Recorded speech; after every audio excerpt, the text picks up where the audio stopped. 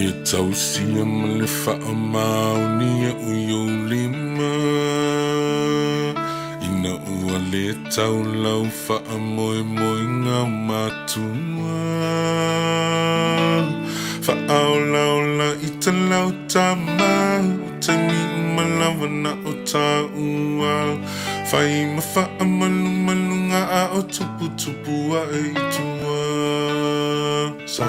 Nga e tausia ma le whaamaoni e uyo lima ina ua le tau lau whaamoe moe ngā matua whaolaola i ta lau tama o te miu malawa na o ta ua whai ma whaamalu malunga o tupu tupu a e itua Nena ea, o lou tina oe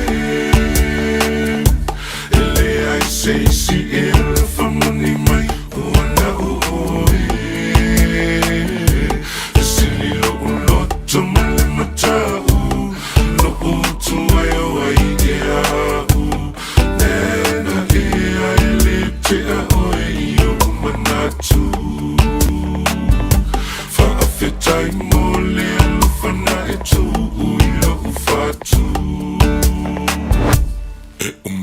Tua oi ona e si I tawatu iai Pe ole whale lava o so o se tangata o te tangi mai ai Fola lo saua I matai le ai se tangata e te fo I mai ai Nena e a talo whaua e le toe fo I mai E umautua oi una e si I tawatu iai E ole whale lava o so o se tangata o te tangi mai ai Fola lo saua I matai Le ai se tangata e te fo I mai ai Nena e talo whaua e le toi fo I mai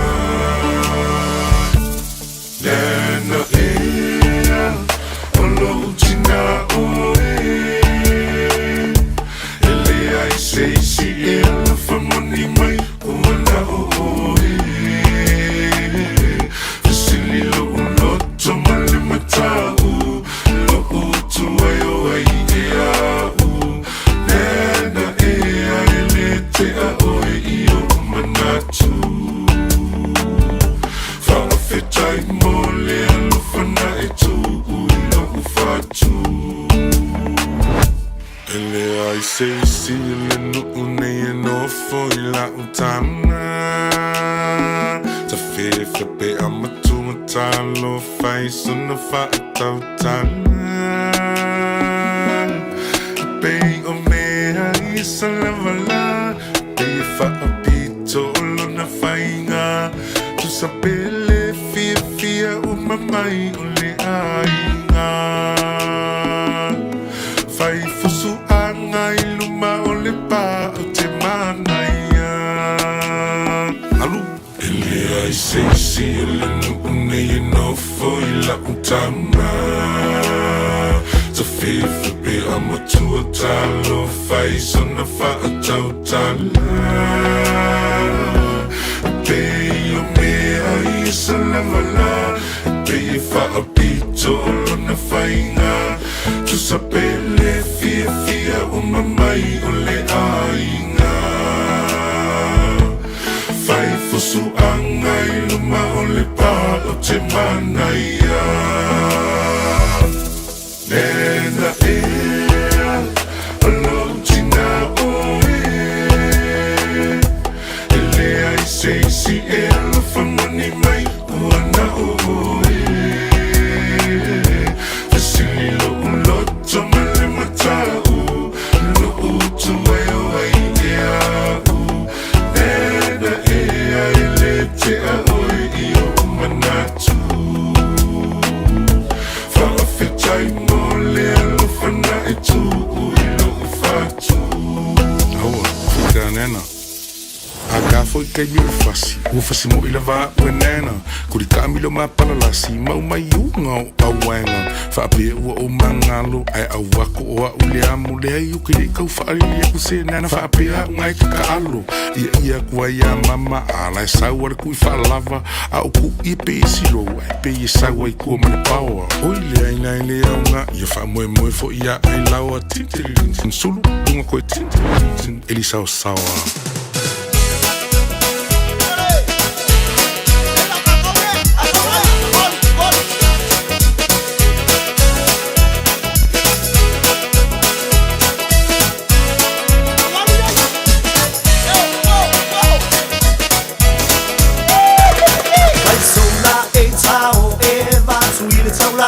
Ile taulanga ile paat seki so sia ki po seki Aoauli shoot shoot so e pa sa olai titi na yo long mata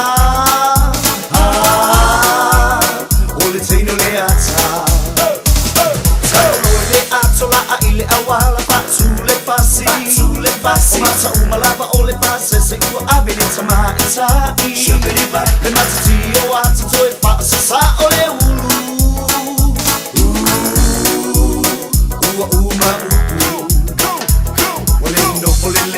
driver uma sui fo iana fainga uma fo iluma ile ave mafaya na fika uma sui fo ilana mata se patasi ilana faata se ilava wa ata na oia inona so swinga le kia itai miuma aole musika ua masa fo iona kiki iluna se le afike si tutu mai musika ready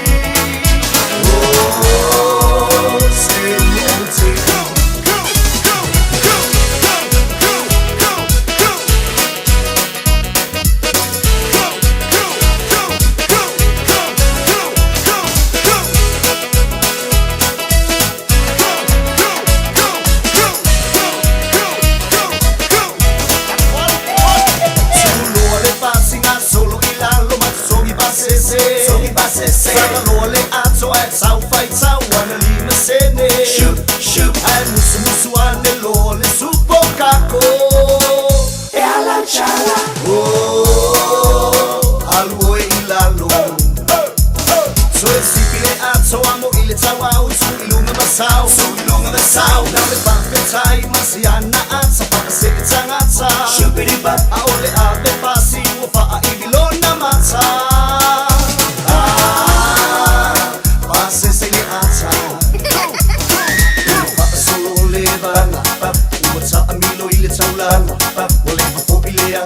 saule mole manaba shubiri pa ai musu wesa sala le aso lai out silo mai sanata yo olaba ise ke tua ele mawala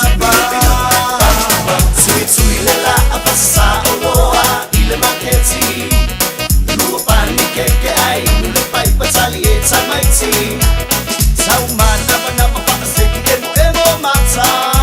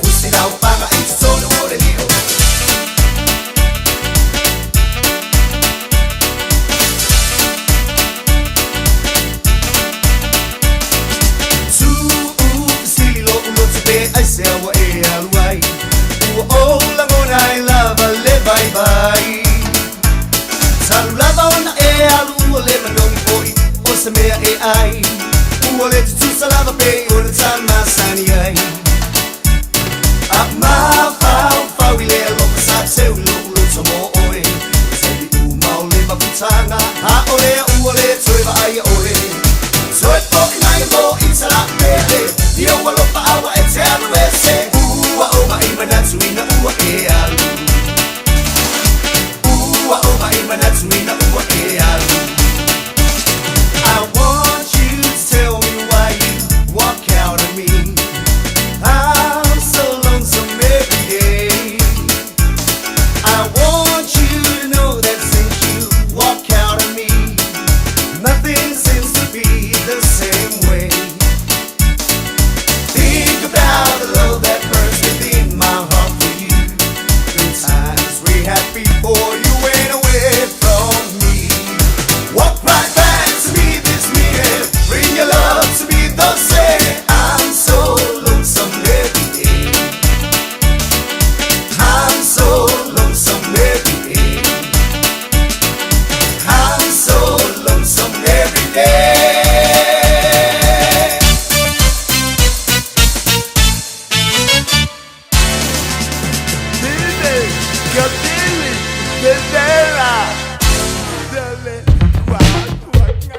All I hear is Radio Samoa, Radio Samoa, Radio Samoa. Tasilima iva tolu amo. Radio Samoa, kasilima ivokuru amo.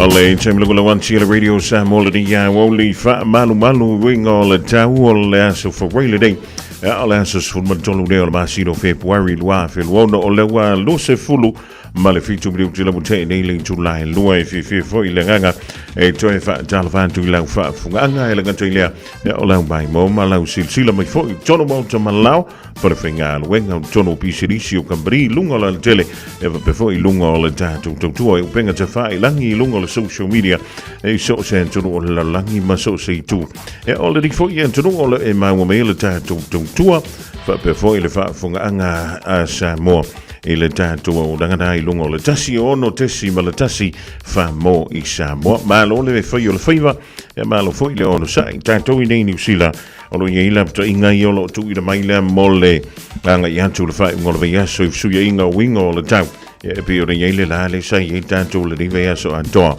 e le wa fa malu mai wingo le tau ja, ai si tatu o tu i se teimi le tulanga i pe o ye su ye inga wingo le tau e mo mo li fa malo ya ma le fa te fo le telinga ya te pe o ye le tu ma tanga mai le tau na le la si le fo stimulate ma wan tu le tatu ma tai e lumbo no e lo tu no o ile tu fa wow e mo por kala me nei o la woli ma fonga mo si really tu la ono e le fia na nei e fa talo fa tu foi a wona pa ya le tua o lo fa le malu so se fa fai tau na lava a wala tua mo lo fidagano io le fo tatu yang e le fa ungo le rive aso e fola foi ia lana sa vali po le alo na fidagano o le fifa mra tumaya i tanto e le fa ungo le nei fo i vayaso e tele me lo tutupu i le nei vayaso e le lanolangi fa pe fo i le Pasifika tanto le Pasifika le lo fa nga solo le vayaso o tapendanga ia a tausala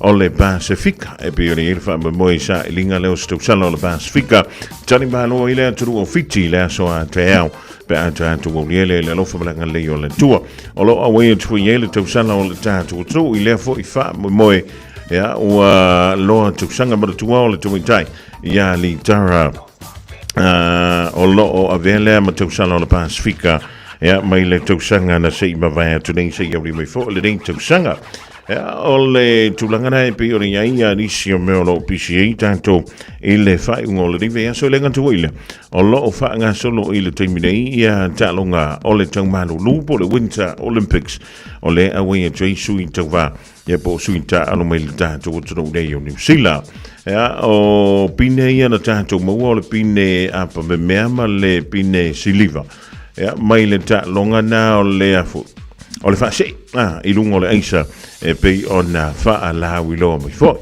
lo ia nisi fa mo e ono to mo wai nisi ta to pine nisi ala mo tama fa na o lo to sinio ia ta longa o lo fanga solo ile time ding ile mai to want to ile fa to langa le o afo opine o le time ding lo to langa mo mo ile to no wait ile to pine na is full man fa fitu pine euro lua pine siliva lima pine apa mea o lo tulua tu ia tu Italia pine euro ono tu tusa ia America ma Germany tai fala tu pine euro ma le tu o Sweden e fa foi pine euro o lo la tu maua ile time dei o New Zealand ia na ona pine ana e lua tasi le pine apa mea tasi ia le pine siliva o lo tu langa se fulma fitu ile time nei o nisi na vai elenga tele o le fia nani o le atoi fo I mai ia le tam sanga o le Super Rugby pe ona sa uni to fo ia a wani sila ma au se talia o le talonga tala malai le fia nani le lima bidu te ai July fitu o le atoi le Highlanders ma le Crusaders le na champini fo le to sanga na se ma vai today o le talonga la da o le sa mai le fia na nei wala vale no si le fia pa ia ma malu foi o si tanto tro o mai o lua chama ma tira ma tu ala balu si le du o nga ile fa na wila o nga pole da foi na la mai na tai au wa e fiu fa fan le nga chomulu ma Rachel Sifa fa talavanto le rivango la mo ma lo le soi fu marwi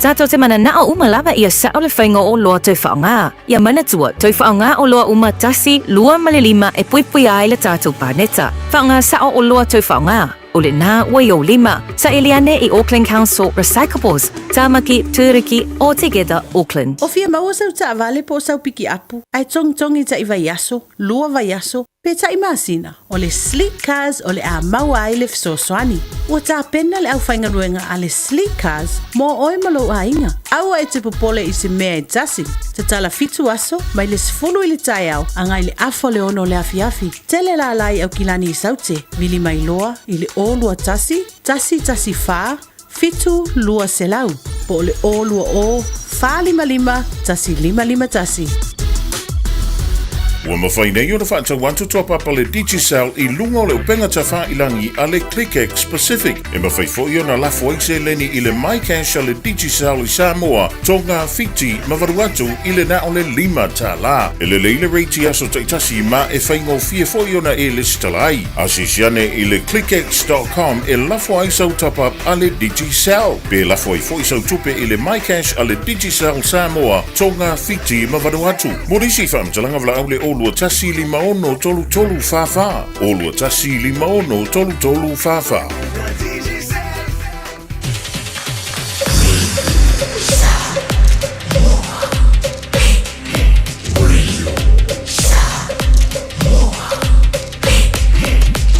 Tasi lima iwa tu, amo.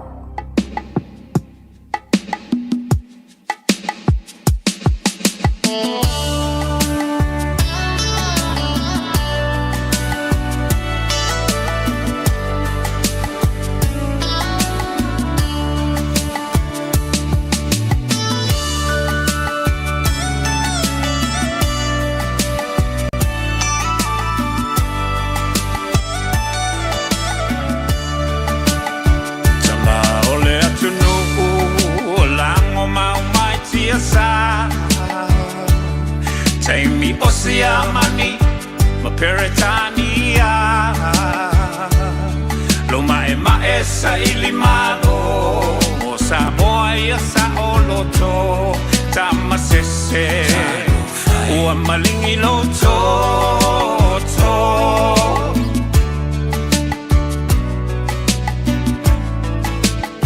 Naitina ole mau, Ua aula uina ilau, Le toloto te tele, ele ai o se fefe, e au solo le pongisa, ile vao esa ili otama, e momoli, na ia lato tau mafatanga, lo waki alangona pesi o iguleo, ele pule ni palangi la Samoa, ole mau a pule, ole mau la valeta ua, ole mau Samoa mo Samoa.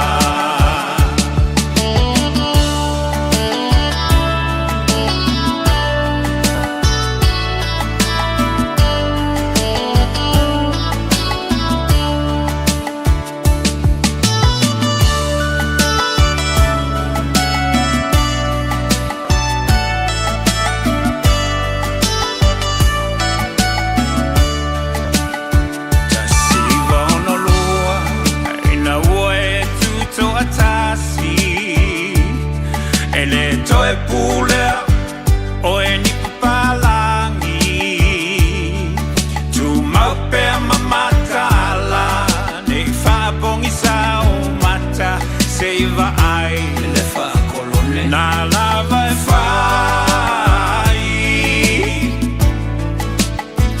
tu la fono uma mai malo au fatasi se o ai inga na fai e papalangi e tele lava ina fetena I matatu manga masani Samoa lauanga nuku o taule loa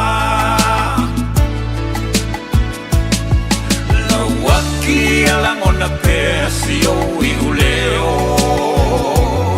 Ele pule ni palangi o la Samoa Ole mau a pule Ole mau la maleata ua Ole mau Samoa mo Samoa Ele mawhai e vai na tenei a le alofa Ele mawhai, ele mawhai, ele mawhai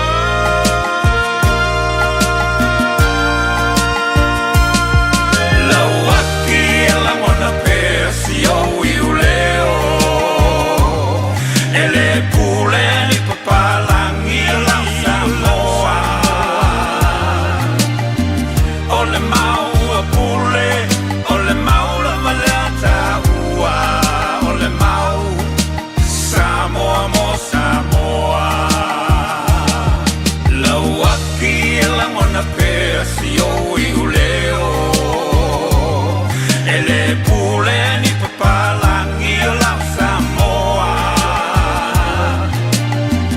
Ole mau a pule, ole mau la malata ua Ole mau Samoa mo Samoa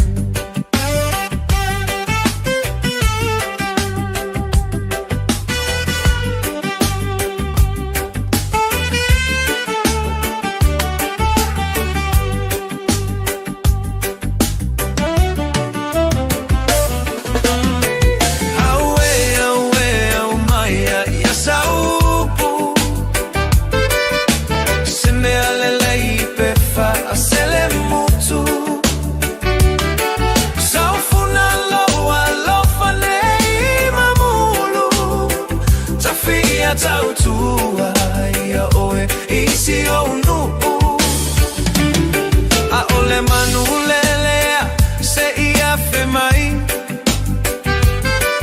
Se I pupuni le mala ua lia I mai Ua goto le fetua Ua lele mama Motu si alo upale Ua motai ao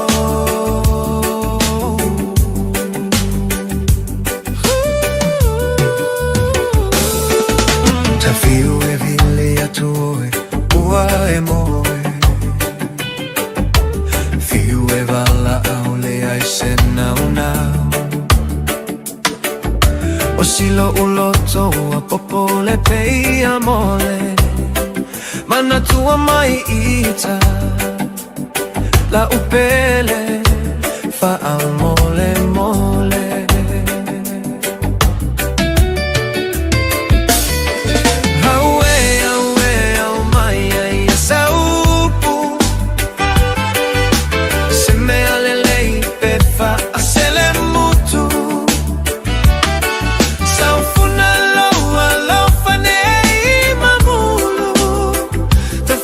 Tautua ia oe isi o nu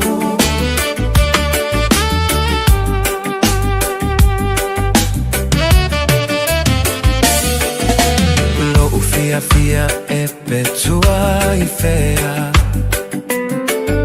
O upusata fai po o fea ua fai ai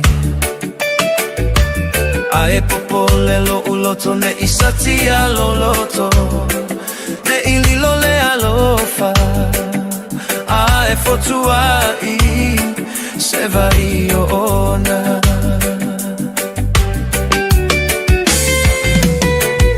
Aue, aue, au maia ia saupu Se me alele I pefa a sele mutu Saufuna loa lofa ne I mamulu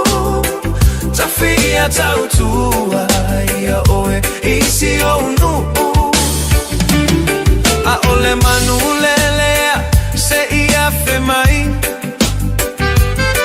se I pupunile mala uali ya imai ua goto le fetua walele mama motu si alo upale ua mota yao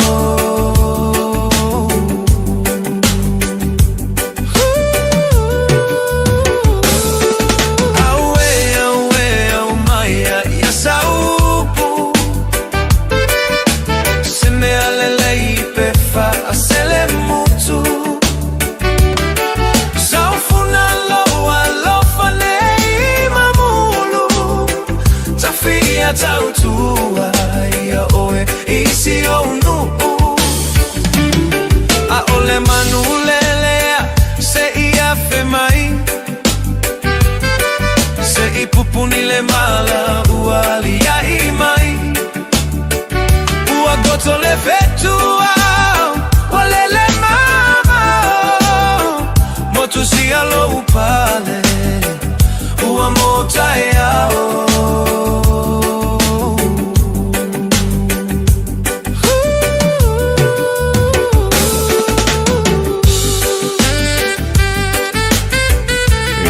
Tamiti le pa ta fia tau tua ia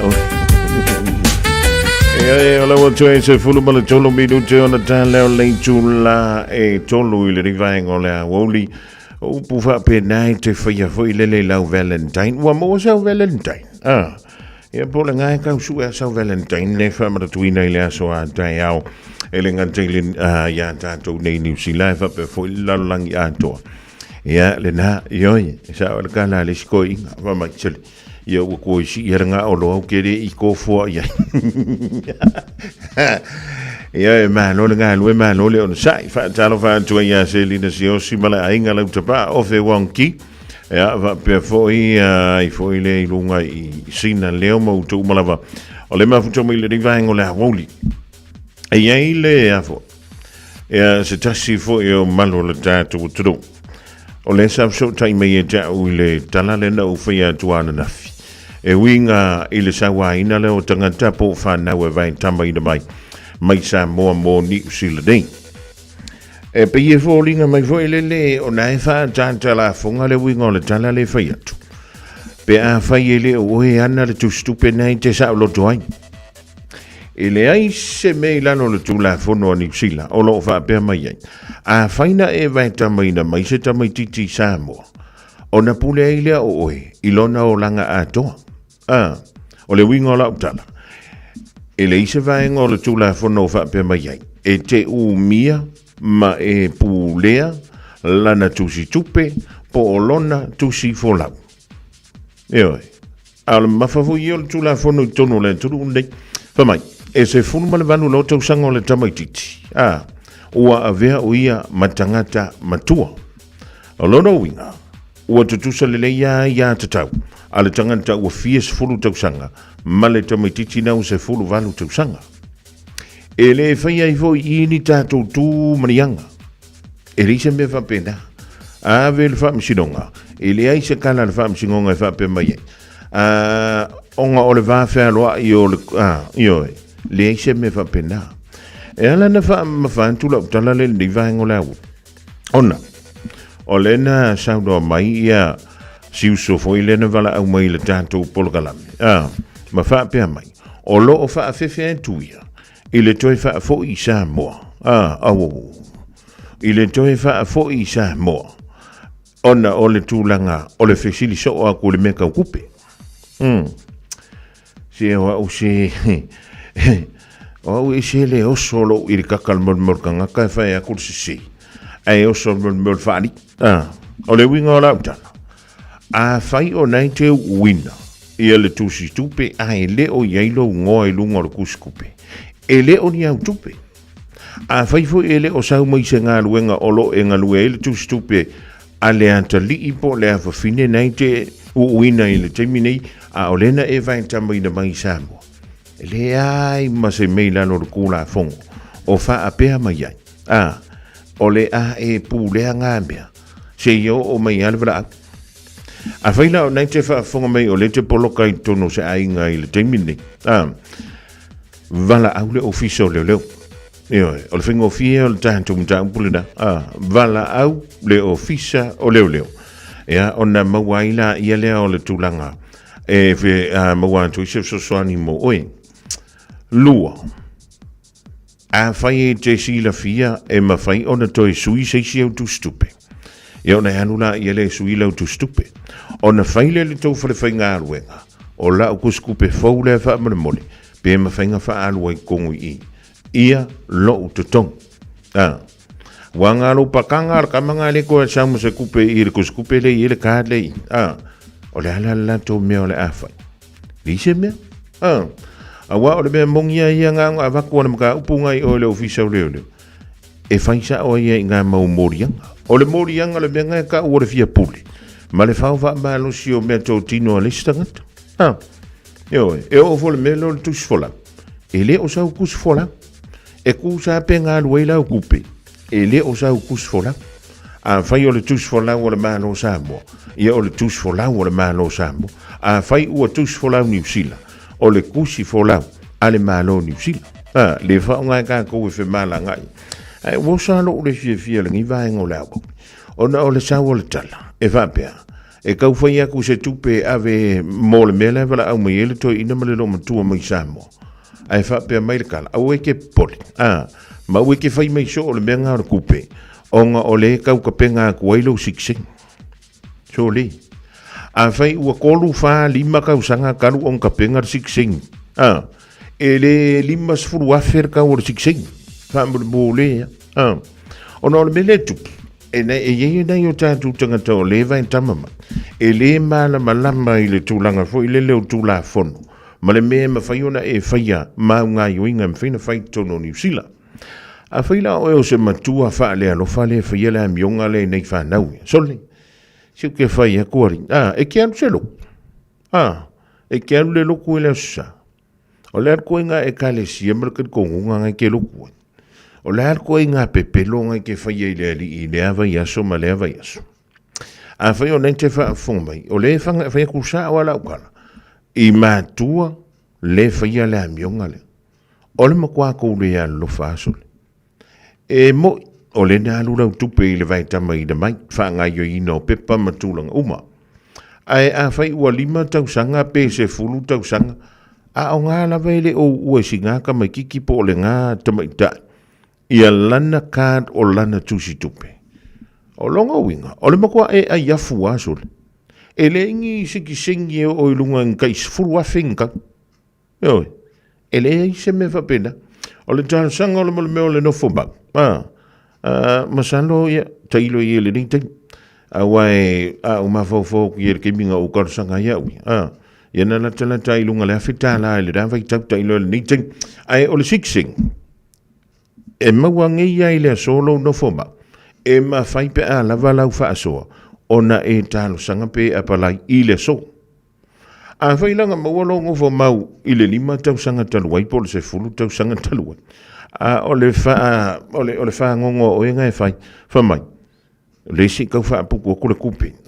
E kau wha alava I le whaingo lo siksing. Sole. Se o le menga e ka o le kau wha valea. O le menga e ka o le ayafu. Au ke ofo ui e lo le fifi. O ngai ki anu le loko. Ki leilo ala po ai le ali I le ngai ki ka pai. Ngai ki le alo whai nei whana ui e vai tamba mai lo tātou tino. E moni e lua I tū o le tala. E lua I tū o le tupe. E kasi ala whalongo mo le tangata o le polonga. E ono ta whapele. Sole. Se ka ki ufu. E ai o le poli. Whai o nei te fia mausef sosani. A wane e misia le tātou polokalame nei le fiasi. Ea ua whai ngoina o ema le tūla fono malamatanga aluenga o leo. E mawhaifona e alu I le ofiso leo. E ave I ai lau tāro sanga. Ia masi awa koe se leo I oro koufan. A I oro koe ngā meanga. E mana na o I tātou. O le kui a koe le leo le whai koa. Ma whai a soli. O le me ke ave ai fua wha malo si ir kuskupe ale antali I pole afine. Ai whio lolo ala mea o le tustupe ma le tusfola. Ai a whai o se tama, o lo e whai atu maanga matanga I whanau teina I e vai tama mai Samoa, oka. O te whai atu I ante oi, toli. Se kano whai eri, tano whai. Te lei loa po le ale mea la umi e whonga ko mafuka. Ai, a whai o nei whaafunga mai tātou I ana vai tama mai Samoa, ua fia tau sanga, ele I avakua la wala kuskupe I ante, oi fiu nei o mātua e wala au mai se mea. Ia o le kari ale, ola, o le kereka ko mei e whai. O le vesiti. Ai lei vai tama ina mai nei whanau ia mai Samoa. Nga kele ki au kupe whapenga. Ia tono le tali whaingofi. E le ai. Alala le mela asu iei fualau skai. O lou wha moe moe o le au mai o tamiti mai Samoa e mawai au kupe mawhai e au skai. So le kano whai. Ia le lei. A whai o nei te palonga I tono se ainga whapena. Ba ai se ofisa o leo la tani. Pe vala au le tasi whai iei. Fia karangoa kua se leo whaambale mot. Ioi. Le anga o me whapea. Se o ke whai aku a lola mai le pe lau e whai mai le of pae pae. E pe ia o le angip. A o kokongo le loko I whale tono le ainga sole. E pe o le sifi. O pe o I whale ngor ka malo o whale. Iana. Au te whai atu. A whai o le whai er ka maa po le whai er kinga. O whea, o le whau kuanga o er ka maa ngai avel tida le whai er mele. Ai a whai o le whai er tama. O longo winga ngai whau kua whai o le tida. So le kano whai eri. O le malapanga le mea kako. O le makua whawarwalea o le kua ingamea. Ave le kupera ka mai kiki. Ave yelan tu stup. Ave yelo na tusi for lang. E oe, a moni le alo fol tamtiti ya aulua. O fele mea lu ye. E koe fo ia kulava wala sa bongi lo walo fa ya tei. Ai a finga e fa nga inga ma fa polonga. E lo inga koe fiu e koe fa kat. Va ele fe ela le ta mi oane I tupu ai o se fa la ve e va mai o e ale popole se tu malo ale fe e amole lue o se mo I se ova se lue tu ai lue lo ile fe tu e lue mai tene mai ile pese tu lue ale dia da ole fe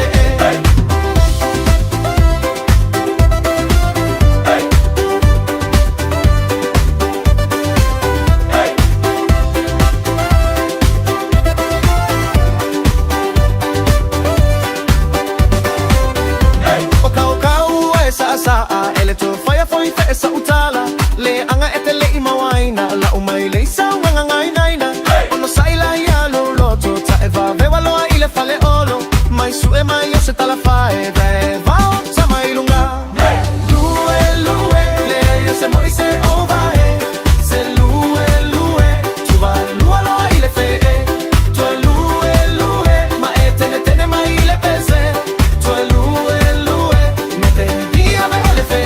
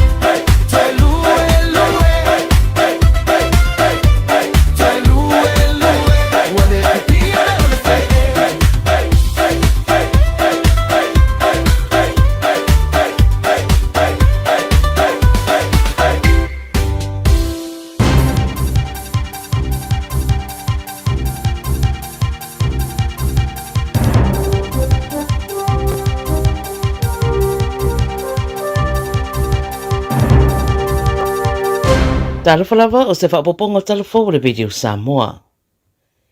Wa toi whaleo ngā ina pesuia le presidente o Amerika o Donald Trump, se tasi o whai unga au tū ma le vaitaimi o Obama, se whai unga sa wha mawinai ngā yo inga uma, a le whai ngā mālo e whaatatau i kasa, e vela si aile si o si o manga po paneta. Kore su eswenga sa whai e le rua whi mare iwa, nei rua ai e iei nisi kasa po greenhouse gases, e a vema wha matau i soifua malaroi na rautele, ma o ina a mataitau mo whai ngai whai titia le tūlanga, e meise lawa i tā vale. Wa whai ngoa le whare pae ngā yo inga ua whai e Trump, o se tasi o suinga tele ua whai e le tala wha soropito o Amerika, ma ua whai doa le atau ngō fiai tā vale, ma whai titi ai matau mo i lātou e ngā osia tā vale. Wa whai leo i le ripote le BBC fina ngalo mai nisi o kurupu taulu sio manga, o se toe fo i tele lea i tua, i tau mo whai ngai whai titi e suinga o le tau, ma le ao o le mata upu le whamasinonga. O whai rose pina ngalo o pa mai lungo le penta whai langi o le X, e wha apea au noa ma le whai unga lena whai e le rua afi ma le iba, ua whai titia le saunga le mua tangata, ma le soifua ma roina. I titi fo i mawa noa e fina wa tuai i suinga o le tau, ia ma ua wha tino uma nei suinga e Trump, ia wha te le nai tupe i la tou, o loo i le au nanga tau sua uu. Ua manino mai la toa toa walu a maali riu le whaarabrawe i kānata e peona ripati atua na lafi i telefou, e lua no fuanga na tupoi le whaarabrawe o se a onga ma se fale i le taulanga o Tumbler Ridge i British Columbia. E lua swapitu is tangata na whaamnu li ai, ta ua le tōtero i lato wia o tangata e au mau le community, pe a mare tolu wafe tangata e no fuai. O i lato ua maali riu e au fiaite tina o le tamaitai o lo tua ia le whaarabrawe, malana tamatama se furu tasi tausanga, o i la ua ia na maua i lo lato fale ua maali riu. O i lato na maua ua maali riu i le aonga, e au fiaita mai tia aonga e tais furu rua marasu tolu tausanga le matua e toa lima, o se tangata whaingaruenga i le aonga e tolu suriwa tausanga le matua. O le o lo tua ia se furu walu tausanga o Jesse Van Rootseller, ma o lo ta ua ripoti na fia i ngase ngase o le mafau. E whaisi ma mafau te munga ua to ulu le tu i sau te sasae o Queenslandi, ma le tu i mātua New South Wales le pōna pō, ma ua fautua i nai i lo longa whaafosei, e meise ono lo liputia fo i te munga i le so. O le whamatalanga ma le wā ai tau, wa lapta i aiste tene i lua, o le a wha umi ti munga i ia wha i tu i le so, ma wa lapta i tangata e wha i tete lungo ala te tele, ma ia mata i tūla matianga i no fuanga, o lo lolo vaia, ma i re tau mate e ono a fia fo i de eletise i nisi o no fuanga.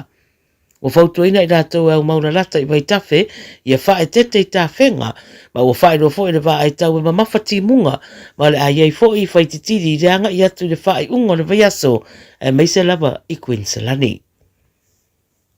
Ma le Pasifika, ua whatatia nei se swinga i le whaavai o le tunu o Nauru, e sui ailo na ingoa, ma ua liputia le Radio New Zealand, o le presidente lavo le tunu o David Ariang, na ia whatatia le pili lea ua fuafua e whaia iai le swinga. O lo ta ua le asui mai ia Nauru, ia Nauero, o na whamaya ia, e ui o le ingoa Nauru ua iloa tele ai le tunu u whaavau malo, taluna tuto o tasi, pe i tai o le e swinga o le a whaia, e matua i wha maoni o na wha alolongi ai, tūpuanga, maanga nuu, matangata o le tunu. Pa mai se pe pau whaamtalanga me le malo, na mafua ingoa Nauru, o na whainga tau na wha leo e tangata mai whafua ingoa Nauero. Pei tai la, o te tau lava o na wha sao. Ina ia pasia e le parlemene te tau na ausia le rua vai tolu o sui whai pule e langolangoina, o na ngā idea i le sai ringo whina ngalo lau telo le tunuu, i le fo i mata upu taua. Mana tala muli, mai Samoa le o Frank Pritchard, le ua ave nei mawhaia ongo le whetu Samoa, le au laka piliki e tamai ta i Samoa, ma le asui turanga i le whaia onga sa iei taluai le ua whaamawai o Jamie Soward.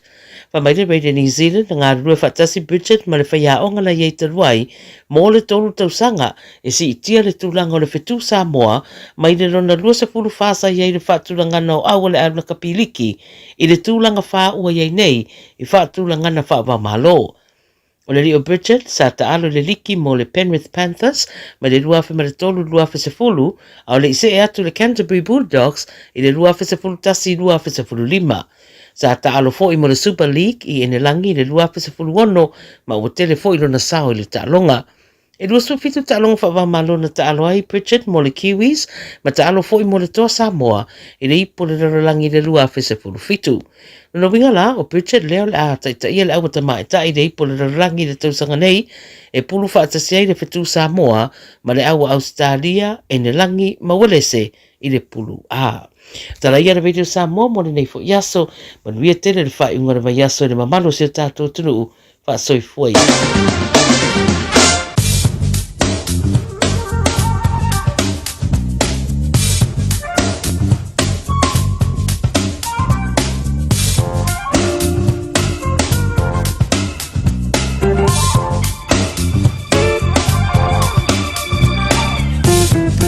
O le rawa whaafonga le tunu o loto tonga nao tātou tala I vai whanua o le Pasifika pe foi le lalolangi pe ora funga na tuma tāpereina e le whalatua ia Miriama la la toa Pomare. O leo se antu ia fitu minuto watene ia le tu la e tolu whaatala whaatua I le rivaingo le Aoauli. E le malua mātua e la ngatu I leo le whanua onga le watu wa onga o le ria so whareile. Le paleni foi vi aso tala watu maiti a mai autou. Ea mai lea onga sa e lea ngopole da sa e no foi le fani. Ea le lei I oe se karo si o ngai ke kam le lei. Ea ma e teine le lei. Fa maulufu spa tono le ta vale tonu ila inga sui o fua onga. Ea vaisina o koma vaisio mea ai. Ea ona sia keila ia le pena inia mea onga na ala tumo e feile fale. A li tamaiti. Ja, lelei. Ola venga nei le tātou tala o le taulanga I antu le poana nei mala so anta e au mo au kilani. Ja, ma sa mo e pera o le maile le ofisa o le va ai tau. Ola so fa mai ono mamafati bunga inisio no fuanga o le aiei foi ma wila ma fai tili. Ja, Michele Palasi fa fose I mai o timunga. Sa vili mai le tu o le ima tu I sasai o le aangi mai le so. O le mafarafara mo au kilani le soe lus fut male ono tikeri. Wei le whamai moe le po ana nei e lus e fulu tikeri le malu o le ea o le aiai. Ma o le angotole la I le lus fut tasi birute te ai le valu I le po ana nei. O le venga mola soa tae au e o soane le la I le tois fut tasi birute le tu la e fitu I le tae au. O le aiai na iwanga mai ma mafati munga inisio no whanga. Ea e Michele toi ngā timuna pe o le masaa me le pakete vai. E taimi o le tae au. O le a whaasolo atu le Aoauli le Aoauli a tae au. O le a kilia pe tai o le a woa nisi o whanga. So vili angi mai le so a tae au le tui sau te sifo. Whaasolo ina mahalosi langi mai le fiafi a tae au. Talavantu ai le lo tātou uturu I Samoa malo le on sai malo foi le wha malo losi. O le velo mo lunga mo Samoa I le soe tolu se fulu tikeri o lona malu I le poana nei e lu se fulu male lima tikeri. O le famile official va aitau I ai timunga inisio no fuanga e le anga I atu le poana nei. O le vengula soa tae au mo Samoa le velo mo lunga o le aiai e tolu se fulu tikeri o le a tolu vavasolo fo I timunga mo wanga inisio no fuanga. O le malu o le e la so anta mo Samoa e lu se fulu male lima tikeri. Ja, tulanga na pio e winga o le tau le ringa ingo leso wala vele longa puili o lo to ia ma lo o to mabalu da wiva ma la FEB to te ai le tulai tolu. Pa talo fa tu ai le fionga ya na ma nai ma lo le au solo ma lo foi le seu sila le ringa ingo leso. Maranata su e ma lo le au pepe va pe foi e la como pasa. Ime fau afa ma testiva I nai le no mua Australia I nai Canberra ma lo le feo fiva ma lo foi le ono sai Radio Samoa Tasili mai batolu Amo Radio Samoa Tasili mai tu Amo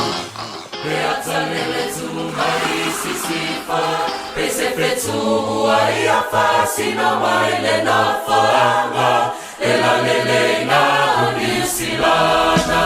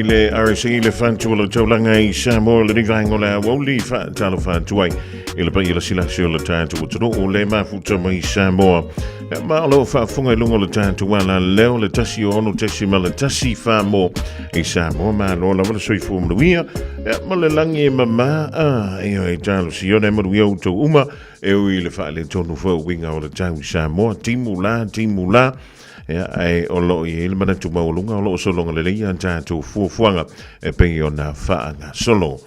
E pe o rau tā uste mi o sola. Le anga I atu le whai unga o le riveas. O lo iei la pita inga fui lele o le me tau o le timunga mamafa. E malo whapea leo na fuafua o le apalasiane mato o luane I le tu I mātu o le North Island. E le ngantala I le poanani. Ai au fia tuai ma le asoa tai au. O lapata inga o whaintitili mawila masavili malolosi.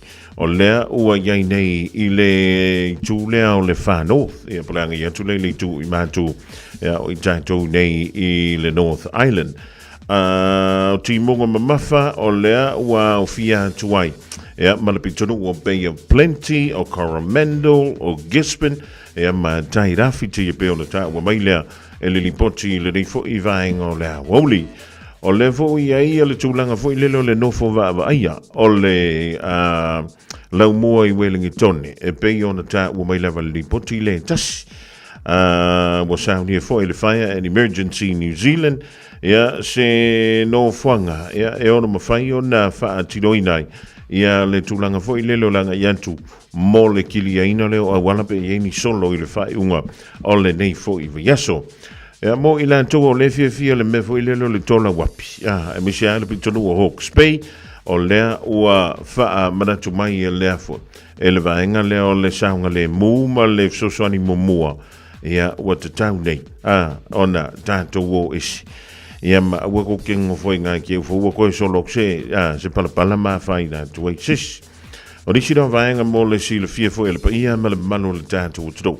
I le angatu le I le whai unga o le reiva yaso. Ia, atonu wa mai ale tūlanga foi le leo lea foi. O le whai tau waso, whai tau vai yaso.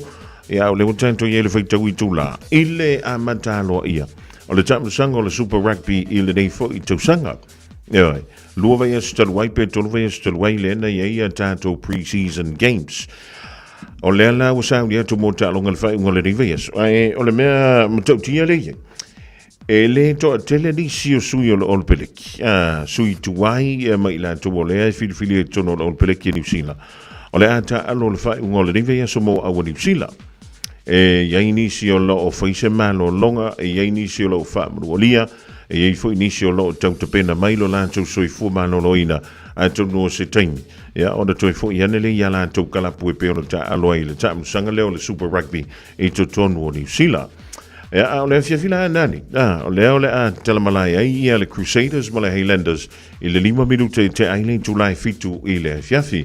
O le so tuaile ma le talonga ma muri po le talonga lona lua I le poa nani. O le aftau I le Waratahs ma le Queensland Reds. Jamie Masani o le 5 minute te aile a Foliva I le poa nei. O le so antai au a matalia talonga le Fijian Drua ma le Moana Pasifika. I le 5 minute te aile a fo le whai le fiafi.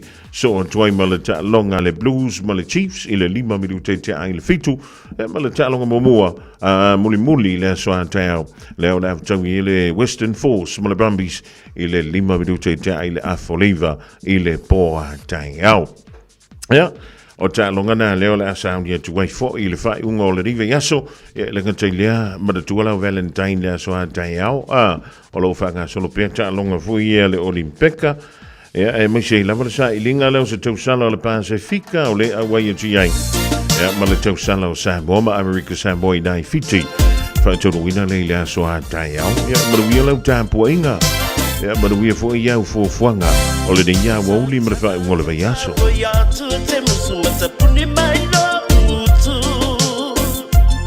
E te so ona ma apa mai ma futi atu lo ulu wa fa adi no poto ya upu matala ando lomi ai no ngasala wa e fa anana ya me ana pai o le ba no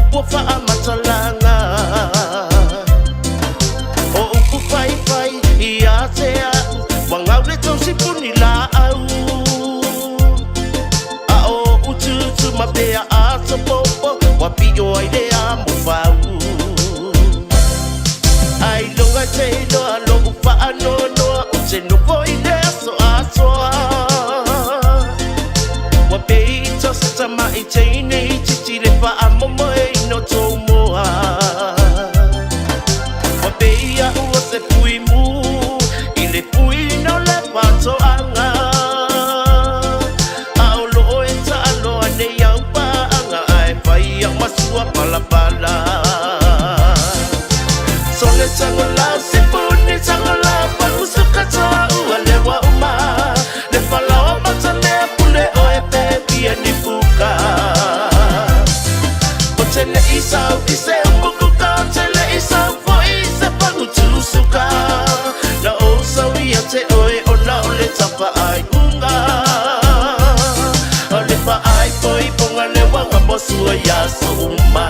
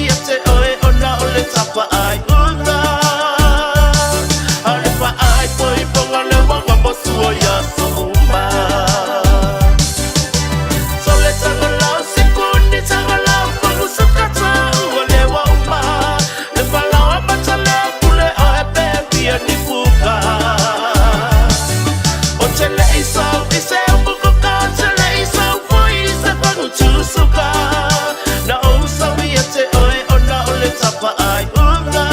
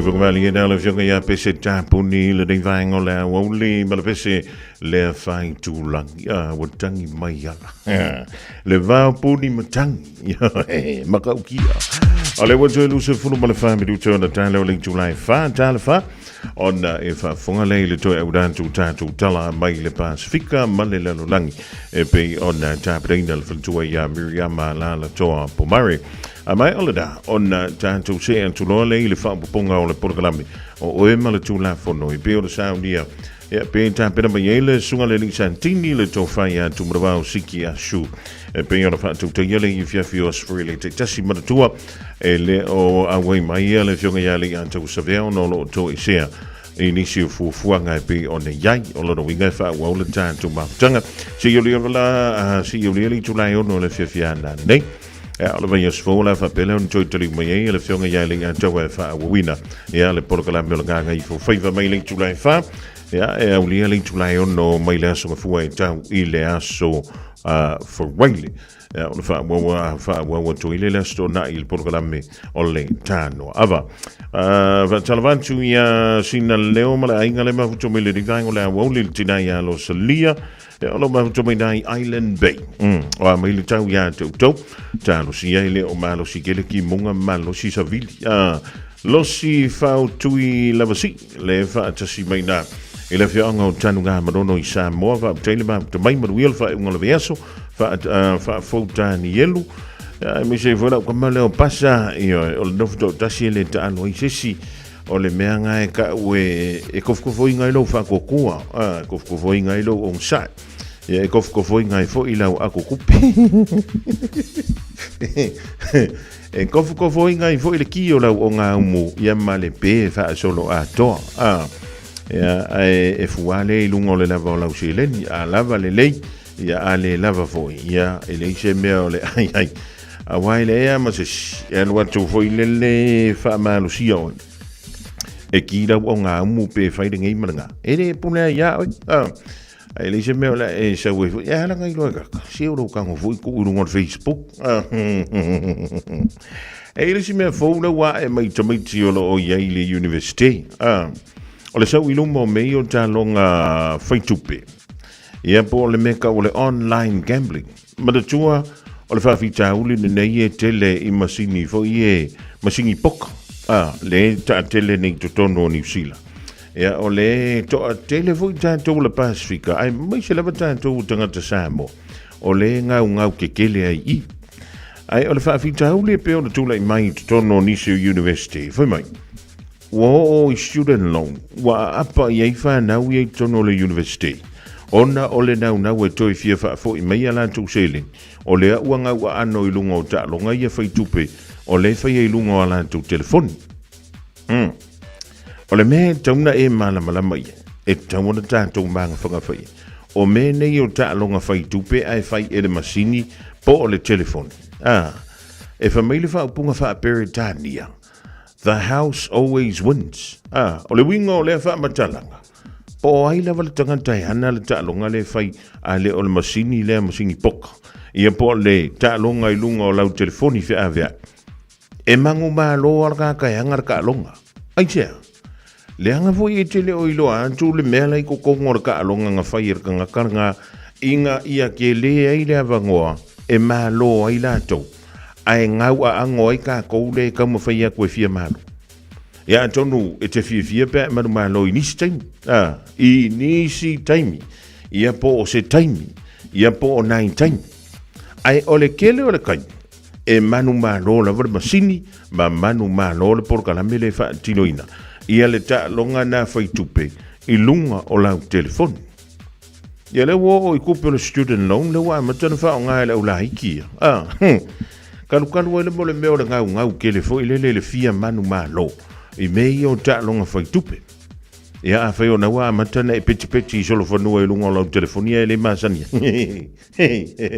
sadi fe ele ia wanga fe ia usikai ia ai fa fe la ka wol fali ai fa fe ia le kousa nga mea fa fe pilia onga o le fanang fa fe le tongi no la unonga tupe fa fe se me ai o le fa un o le yaso e wa le mena le tupe o halu I luma le sao teknolosi fa ni ona po o le wa suile vaenga po le age group le wa target e me nei o ta longa fa tupe ua le tauana ua tagata o atu masini fai taaloai le masini poka ma tulaga vaape a o le ua laku sa'o ale me iluga o lau telefoni fe'avea ia maratua le tala lena the house always wins fa'a Samoa e leai e mālō ale masini ia pe mālō fo'i le falega e ke alu iai e omi e auā fo'i galaga fai le masini inga ia poko aku ia oi ia nga e saulola ia ku leile microwave ku leile masingi fa mangoila valava ku leia koi mana moa vau ku leia koi mau mea koki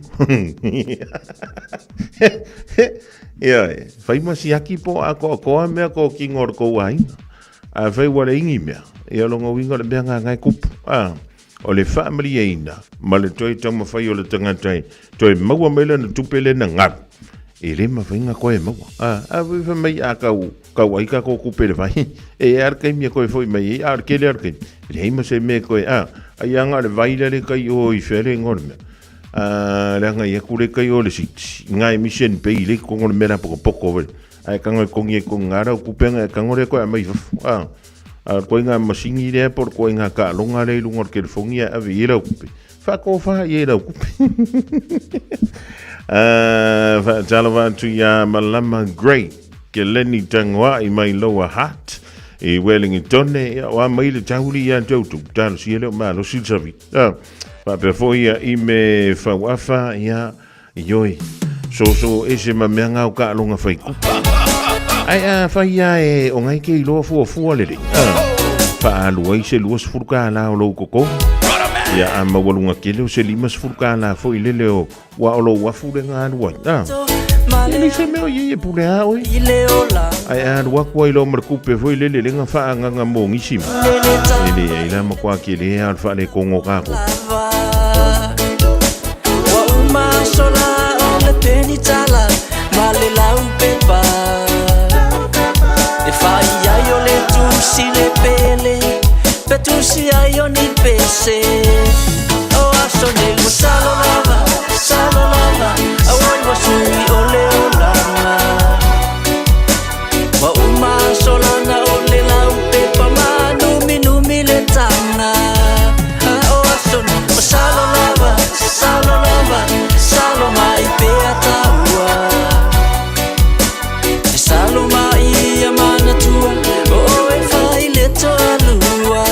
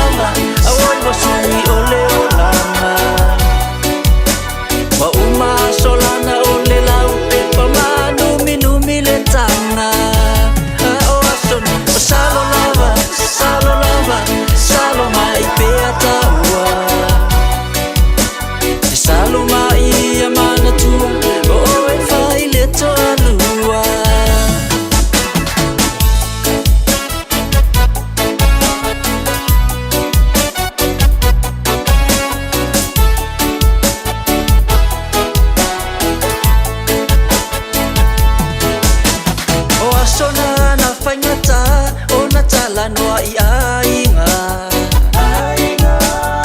Aso nei ua tala noa tamailunga ole ea Tali ke telefoni vili atu tali mai Mavaa-vai Tala noa I le fale a olo na lave umai lau mane O aso nei ua salo lava Awoi wa sui ole o lana Wa uma solana ole lau pepa ma numi le tanga O aso wa salo lava Salo mai pe ataua Te salo mai amana tua O e fai le toa lua O aso ne wa salo lava Awoi wa sui ole o lana Wa uma solana ole lau pepa ma numi le tanga O aso wa salo lava Salo mai pe ataua Te salo mai amana tua O e fai le toa lua Te salo mai amana tua O e fai le toa lua Just think a minute. It could change everything.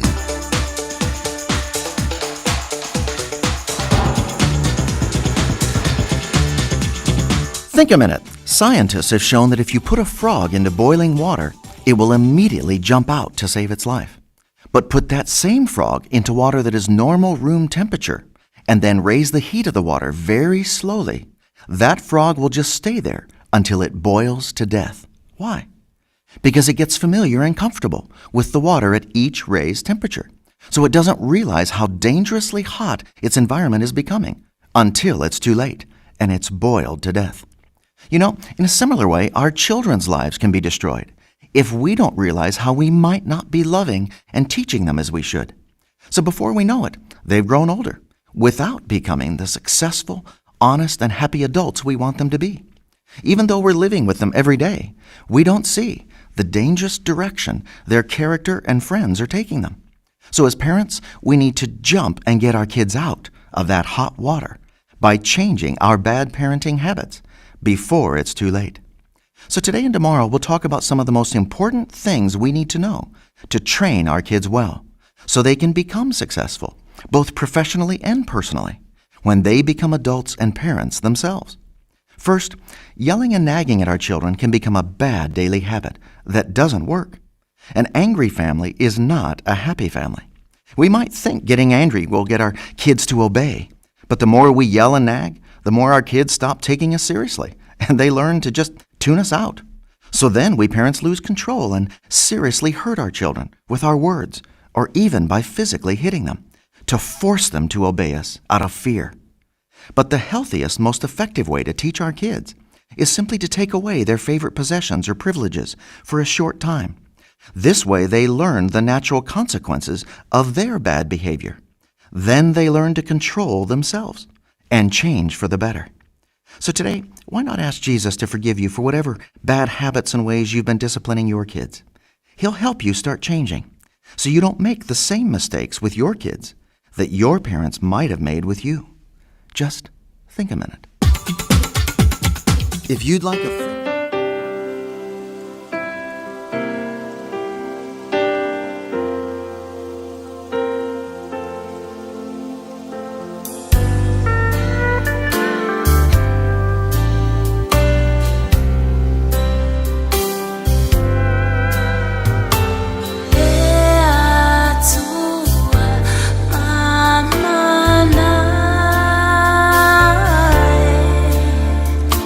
Sila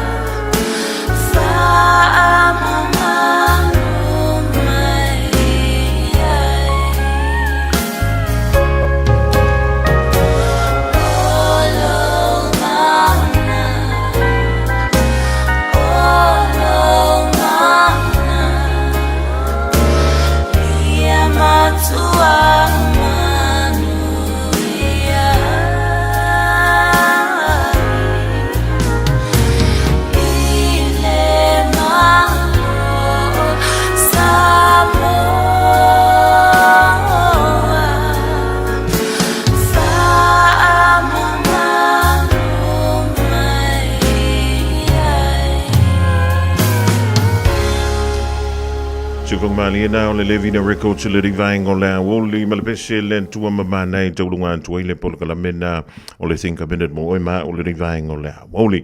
O le utu e whaamiru tau na tāle o le tulai whaan tāle whao tātou tala mai le Pasifika ma la langi pe o le tāpena mai ilfel tua ia Miriama la la toa po mare.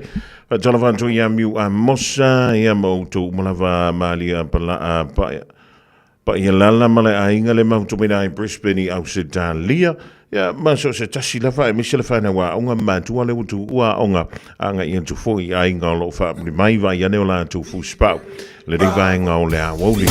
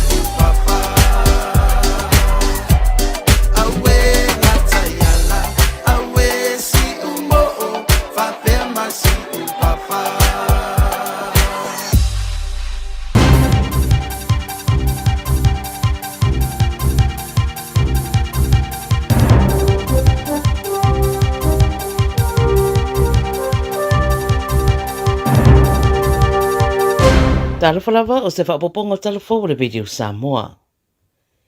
Wa toi whaleo ngā ina pesuia le Presidente o Amerika o Donald Trump se tasi o whaiunga au tū ma le vaitaimi o Obama se whaiunga sa whaamawina i ngā ioinga uma a le whainga mā loe whaatatau i kasa e vela si aile si o se o manga po paneta.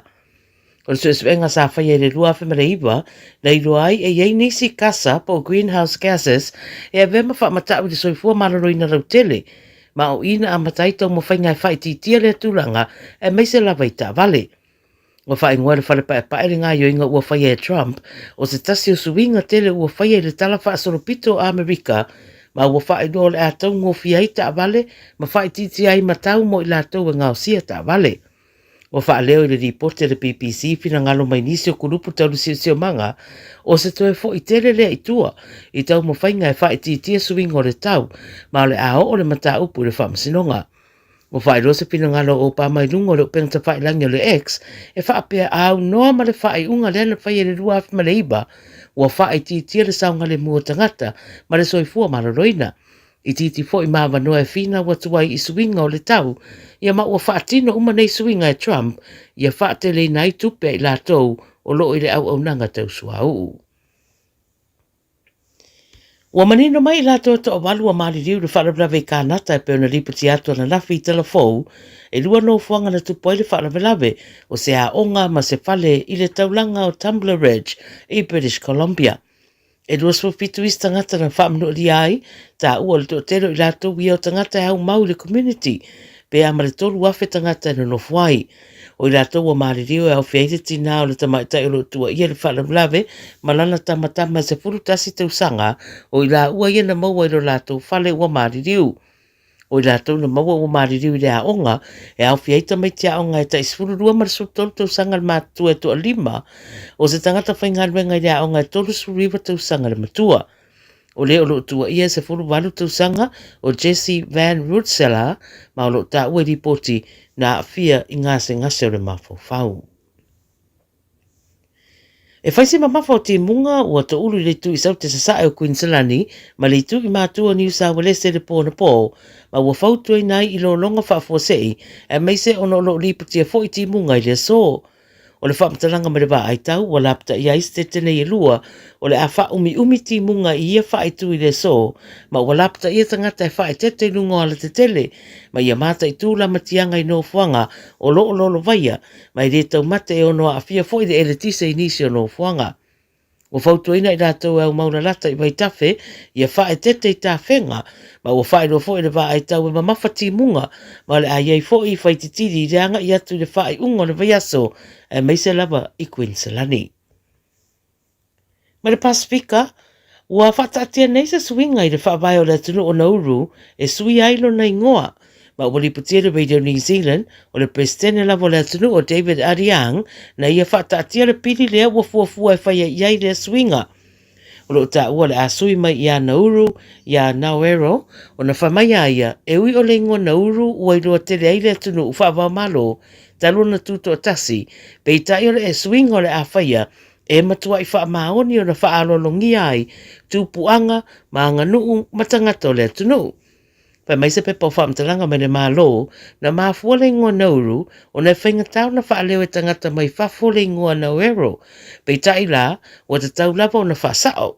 Ina ia pāsia i le pāremene te tau na ausia le rua vai tolu o sui whai pule e langolangoina, o na ngā idea i le sa idinga o whina ngalo lau telo le atunuu, i le fo i mata upu taua.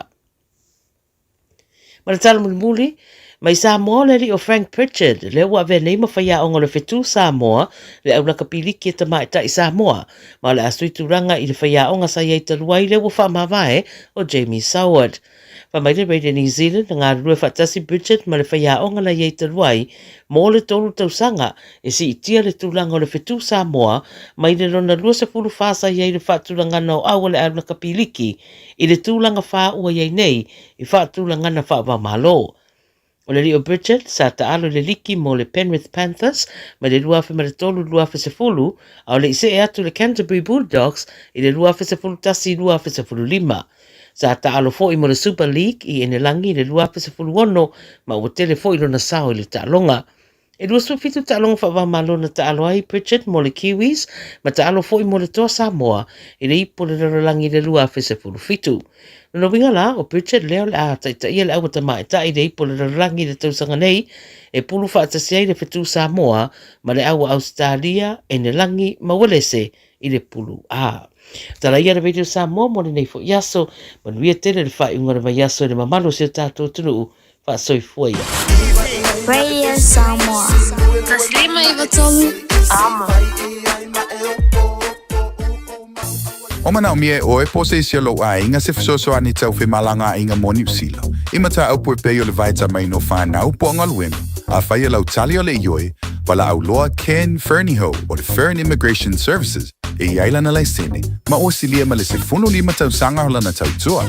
E toa tele tangata o fisoso ani iai Ken, imata au putau fe malanga inga. E awhia imata upu na o atu le tribunal, ma apili le minister. Tanga iana e le Facebook, ma le upenga te whailangi I moli mau.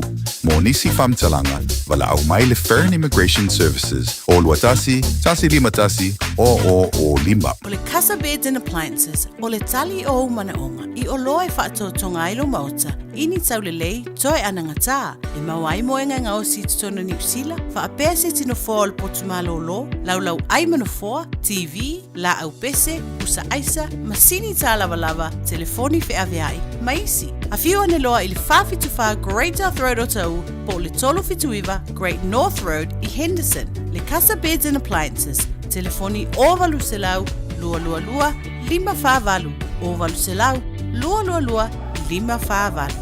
O le porokala me o le ngā ngaifo whaiwa malei a taua savea I lunga o le Radio Samoa. Ua mawhai o na awi nātu ona o le fesosori mai o le Pacific Specialist Healthcare. Ma le tongawitia o le ngase o le fatu. Ma le ngase o le kanesa I whale mai e lua I Nandi Masuva. I le atunu o fiti. Asia siane I le upenga te whailangi. Pacific Specialist Healthcare. psh.com.fj.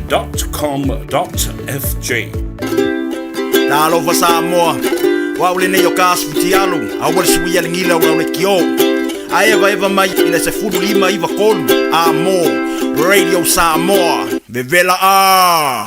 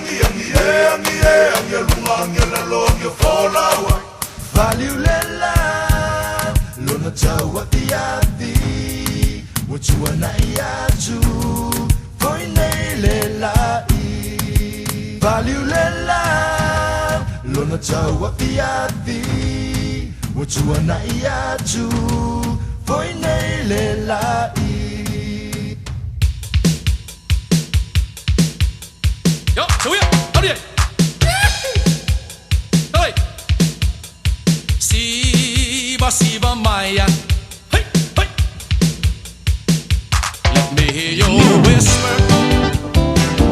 Let me hear your sigh. Let me put my arms around you. Let me kiss you now.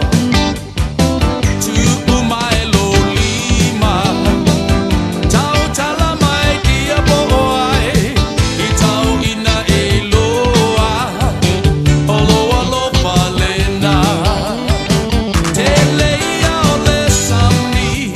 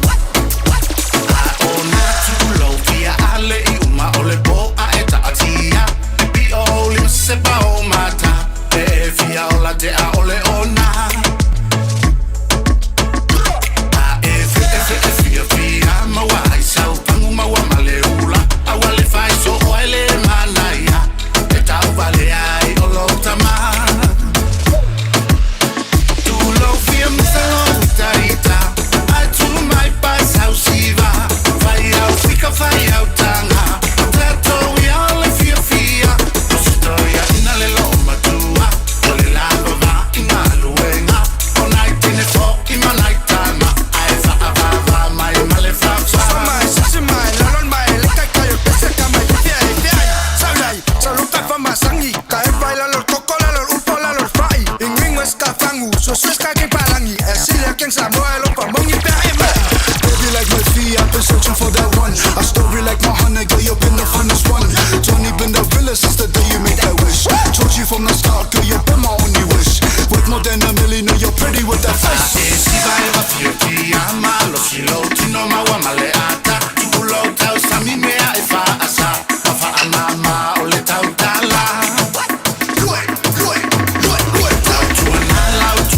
Malina ole tulenga ya today mati junior vailua le divang ole ole mal Pacific me tu lo fia misa ole wafa man le divang ole yafi ya was lose fulu mana fa bidu tele bute ne to life fi vilanga joy fa talo fa to le ding table yafi ila mai mo mala fa foganga sa mo to no monta malawa o fa le finga wenga tono ta vale malunga lo penga ta fa ilangi so se tru olo e ma wo mai ya le tau tu fa wo le nei le tan tu wala le ma no le fe le fiva ya ma lo foi le no sai ya ono le tau be ina ya le tan tu wa fi fine o le so for work ya fi fi la nga o le wa ma tu fa tasi e ma le tlenga ya po le sunga le li santini le to fa ya tu mo va siki a shuva talva tu la sunga le li santini ya manuia le tau sanga fu ma lo le so fu mo nguia ma le langi e mama ka kile ngaro le ni fu mo ali ya manuia tau sanga fu lo to fa fu mo ya po la tlenga fu se ban e fu ni tu la le fifi e fa filo i me fa talo fa toi lo tatu tunu i le tatu lo por kalame le ni tau sanga yas for really ma lo le fo la ma lo fo le tau ata ya e me se foi ona pe ya le tua ya mar tatu fa fonga fo lo mo me tatu por kalame ne fifi ma lo di de e kanga alfi ai sanga ui e pe yo le chula kana le we le di vaita ya ele nganta fo ile ma tu le toi fa fo ina tu le fa na ya o ngali tu manuva ya e o le tele o business ya o ka fa lo ngwa fa sol kwa si lo war ngai vai ka war ka sang ya tonu tar si o ka si lo i mo sol ngantu la fo no tu manuva o le silo ko pe mawa sa inga so nga kuna fo fa si pisil mtanga wenga fa si telo tat o le fo wa matal to sanga inicio so nga tu la fo no matuya pe fa nga no le la o malos le sai fa la vele tat pu mai mission pay fo ima sa fo clan fo ile na afia inis ele nga tselina i ko yela nga nga le na tupu ila sona na fi manei olo ye fo itemi o fainga manulong ele nga tala na fo si fa tu pula ye va nga fo le fa o lima male au nga o fo le fa nga ina ia a pinga fa tino nai longa winga ye se wale ya salamu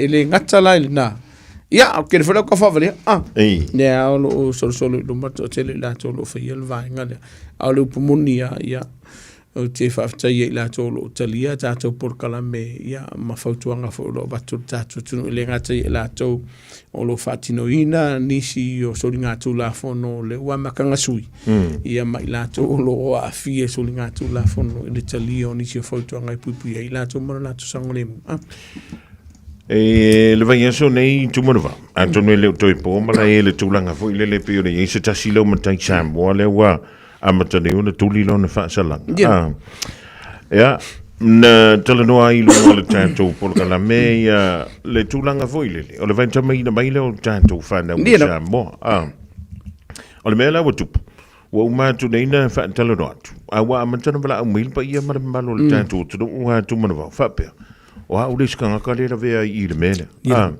o a ule skanga kale wa fia kausanga o kalunga usawi o le hai ka fio lo anti malon ko lua ia la tu stupi ia polo wanko fo i malon to lua la wa la tu stupi o antu ni fa sia fa pe tu mo ba o la telenga mi sel tan tu mtangal fa te seman o le atatala no fo i ta por kalame o le ke a ufika fa ma fo mo mana tua o le o tolu nei tau sanga o tātou tala no level mita pu mal fa fita o le tas a te mana tu ni se ta fa tuanga a failo e faia ku ngi waka ku ura pere a faio e fu e fai o le faia o le fa no noanga pe fa le ke e le tunu o lo no winga tanu mai te mulin tan no ai mal tula i me o le mata pule tu mana Elise anu ilano Elise anu ilano. Langona. A o ina malosi le tupe ma o tele le tupe ma o mai winga ele lea ia. Ma vaenga o ile matapepe a male mana o mea. Ona poni sa ile o fofonga male mafufau. Ia afianga yongo o ila ko ikemia o le upumoni. E o foni vai asolo nei le sa ye ni si o le atunu o le no atu le ofisa faile mata fatana no. Ile ngatala ya ila to le liu mai. A o nisi o a inga le au mai la lo kako kota vo i.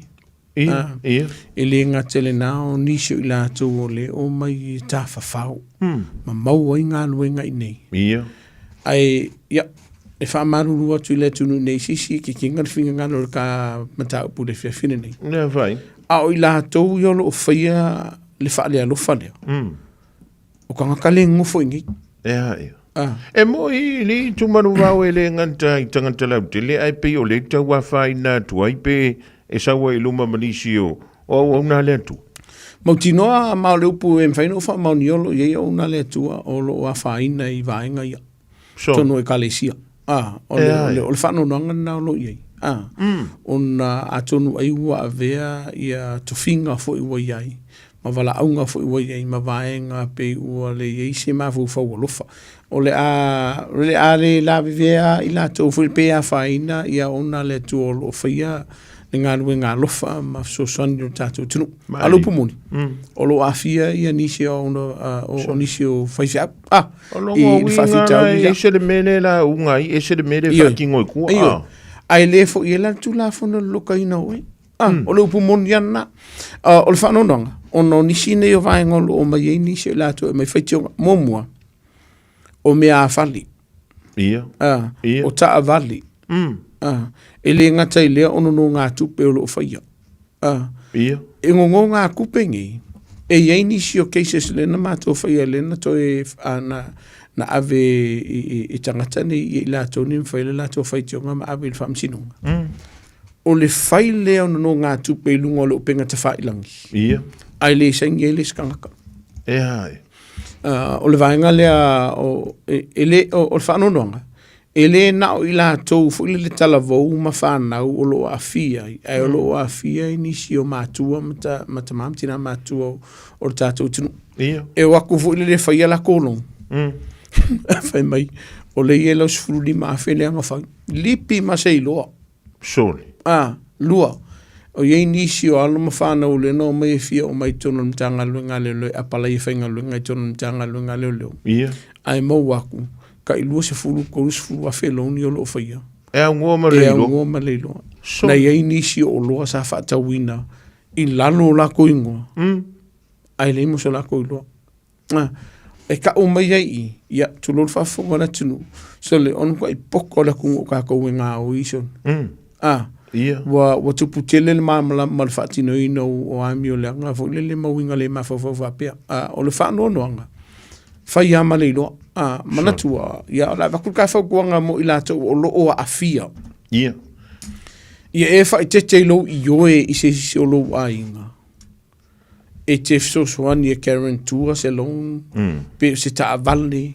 Pe e whai fo i se long i la lo swafa. Ai se a. O re kei mea e whai e vaengere i la lo ingoa. Ai e ni vaenga e wha letum. O oila e a whai inga i le vaenga lea. Lua. E ki koe manga o mia lo i se si taimi e whai e se nanu ngā tupi. Palpala alo so. Palpala am whainga ka. O le whautuang a whai i se vai kere malama mai. Au ngi fusi o le whanononga. O le vai aso nele na matutala no e manisio la tunu. A le fia whai along. O wha fefe a inge koe wha fu i Samoa. O le vaenga le pie ma kele fo lele i tangata mātutua wha whewhea wha nau ia na vai tamai na mai a tumarwa. E le ngata na o nisi o ngāli i lai ti o leo tamu whainei o lātou ainga i nei. A o lātou tau ainga i anga au mai manatua o leo pomonia. A whaiwe ngofo mau e le e se malo si ango se skanga kai koe whaafo i ei oi. Se lunga i ol whamsinunga e whai ia vaenga ia. A whaiwa i ia se vaenga wa e popole vaenga lea. Wa i se lo ia peviri mai fo imtanga luenga le leo. Lua. A whai ua vai tama mai o e mau eno whamau i New Zealand. Ia, mi le mwhainga wharewaenga lea. O lo iei nisi o tamali o lea tunu, o lo whainga luenga i tonu, o le tātou waenga whulele o ranga tamariki, po tanga luenga a mātua talavau ma whanau. Lea lei ona mātua ngā malama lei waenga o le tūla whonu, i le waenga no le vaitama. E o fwoi kako kusfolau? Kako koe karango, wa le sine waenga tātou te tala moa. O vaenga i e lua le pi e la walunga tumalawau. O le ka ufi o kusfolau. Ma le leo o mea o le kāra ka mikiki le whenga lue. O le ale ia inga o le tūla whono i mea i eru. O mea nai patino lava ia le tangata o lo ielo na ingoa i lungo. Ai le whapea o oelenga vai ka mai ngā mai. Ia nga e wha mai leo lau pule fwoi le wha sambo. E le i o au kaunga pulea me i. E iai le vaenga se umanu ma whafonga le tunu. E iai le ai le pule fwoi le amatu. A me se lava whanau lalo i whasumalona tausanga. Ia. Mantua, ia, o ila o mātua nei, po sfulu ono tausanga i lalo, o guardians nei a tamaiti nei. E mawhailan ka whi la kou ia, la kou kusfolau. Ia le whana wiki na. O sfulu mara walu anga i lunga. E le mwhai. E o fwela sfulu mara fitu mara sfulu ongo le pefa pe, rike mwhule luo ese. Ai koe maanga nga o ia, watu o la tau tusfolau. E le mwhai ono tau fia e mātua. Ai sea, tele i o mtau pufa pele no o mtanga luenga le loe nisio ai, nga makoi au mai e vaenga ia. Una ele ma fai no latu tau fi lalo lea lalo tu la fonu o le sine vanga lo mato nga lu va lu ai man tanga lu nga le tato malu ini sile nei o le lo so o le pumuni o le ko kele yo alo ma fana o vai tama mai te mine nei o lo sa wa ina i tonu ainga upu fa fai ngo fie o lo fa polonga ina ele mfeng FEB ke se manu ke o mai es fu ma fa su ma limata usanga ai le avele a unga more lua kausanga ai fa ngo fulfale vai lo fana.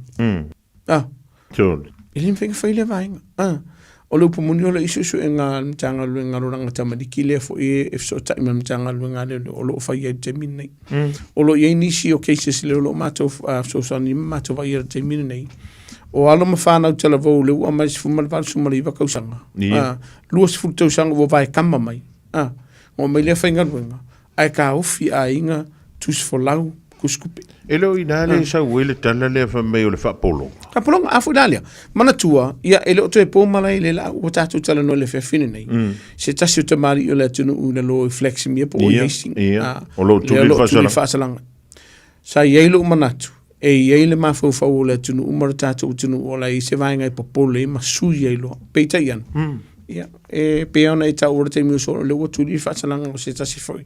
O ta ma fo o le tunu. Al vai ngā le kasi. Ai ki kilo iei. E whaisi mawalunga i o le mele o lo ka ki ele cases lea. I le onga, mai i le tele o isi sori ngā tūla whono whapeo lo whaia. Longa lima Longa lima i tono ni usila ato. Se i whaukala i. Ai, o le whanonoanga. Tangata sa whai ngā ruenga na malo. Ia. Tangata o lo iei le whamua a inga le ngata i soa whamatai tu lo. I ala le whangafoi. Ai, o le whaatutuanga o whanau o ni mātua iei lātou. Mari. Ia, ka koe kala ngō mai lola i le vai ngolo o a fia ini si o whawhianga inga. O le whanonoanga le olo iei. O le vai ngala vai o le vai tamba. Ia. O le vai ngā fo le au mai o te lo se vai ngā o le lima tau sanga talu ai. Na surfa mai e se tasi o a inga ele kau i ke ngiki. Ia. O so sola e se te ni tia mala inga le aia o unga whata o ia e whainga runga whata sila masiti nale na o na o lato o mai e te ni tito non tanga lunga le lu. Ia. Whai a kususu inga. Kolu ka wati. E aru ila lor whanau e tolu. Whanau ia na vai tama mai. Na vai tama mai. Ia. Malong ko kiki a o i le korusu fun mon tupu afi. O leo lo iei. Ai o iei se mana malamanga o nei whanau i le mere. Leise. Ia o le vaenga mua. Ia o le whawhifi. Son. Leana na whai ei fufuanga i rewa i teimi mako i liu mai lo ni lalo i lako mamori i lato. O lo na winga, e le o sala mōre ako. Ia. Ele amatalia le tampo kola menei i le fiafi tumanua. Ele tangatana vili mei e tia. Pama. Se ila muka upule tau atu. Wala mautupu. Pama. E isi urungari i mai Samoa. O la e tā ua mai e tua. Wha mai, o le whai mai le si whai whai aulea. E a wakuru kai sifuru a whea ka ngaka ia. E whai e la ko mō meo ngofo ma. Son.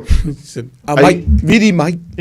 Vidi mai. E waka tato numera. Ola talana le na faile ile vai so nei tu mona va. E sili le vala au se ofisa o leo. Mari. E fa o awala mele fa mai. Lena e ke se mai lo vili lom leo. Ola kalala. O e vili leo. Fa e vili pe ka o e vili. Mona tua. E lua vaenga. E lua vaenga ki sa kia. O lalo lava ia o mtanga luenga lelo. Malalo immigration. Pe a fai o elea. Le ke fai pe pau kangaka. Ma e ofa e fai forforanga i tupi. Ai ele ai so laising. Ele jau leskala o e se kanga fai angi fau ma ni nor tu la fono. Ma o iai foi cases ma mata upo le ua kaloka inisi o le atunu.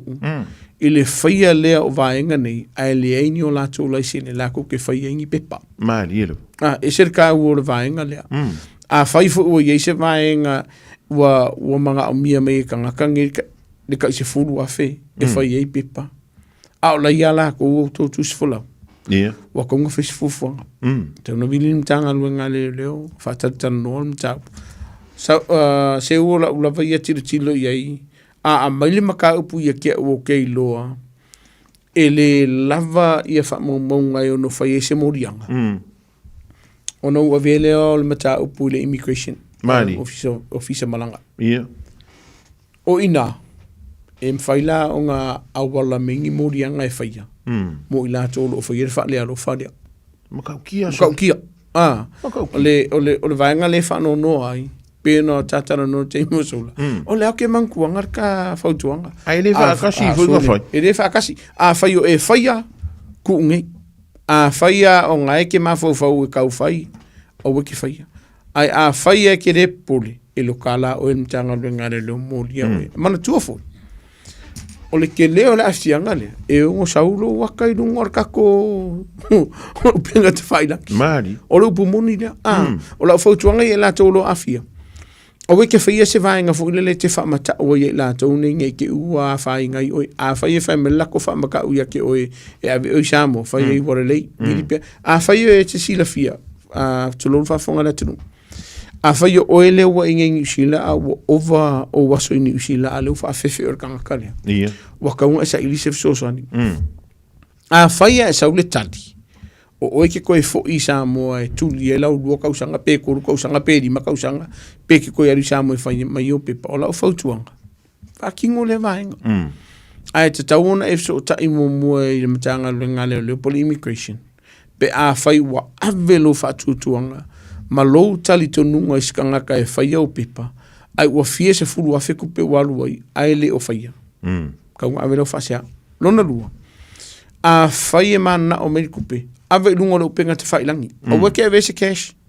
Le lei alo kango e lafo lungo le kako inka ngeki voi lele. Ia wha mauti no ai aini pe whea mulmuri, ai awe wha msingunga. O lea manino mai e wha maumonga, o lea nga e kukongi ai lea. Le seringi lea nenga manga o mai ai. Mari.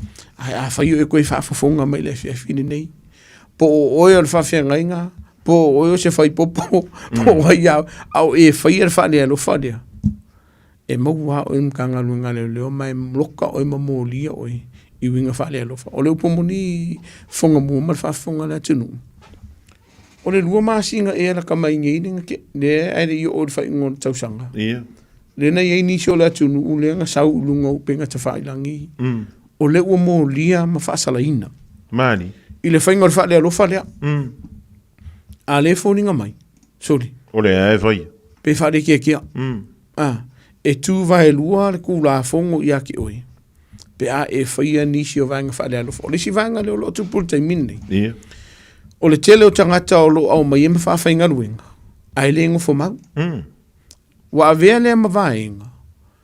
Ua mua. Ua ngar kokongi ka ilua se furka la i di kula. Kau kia.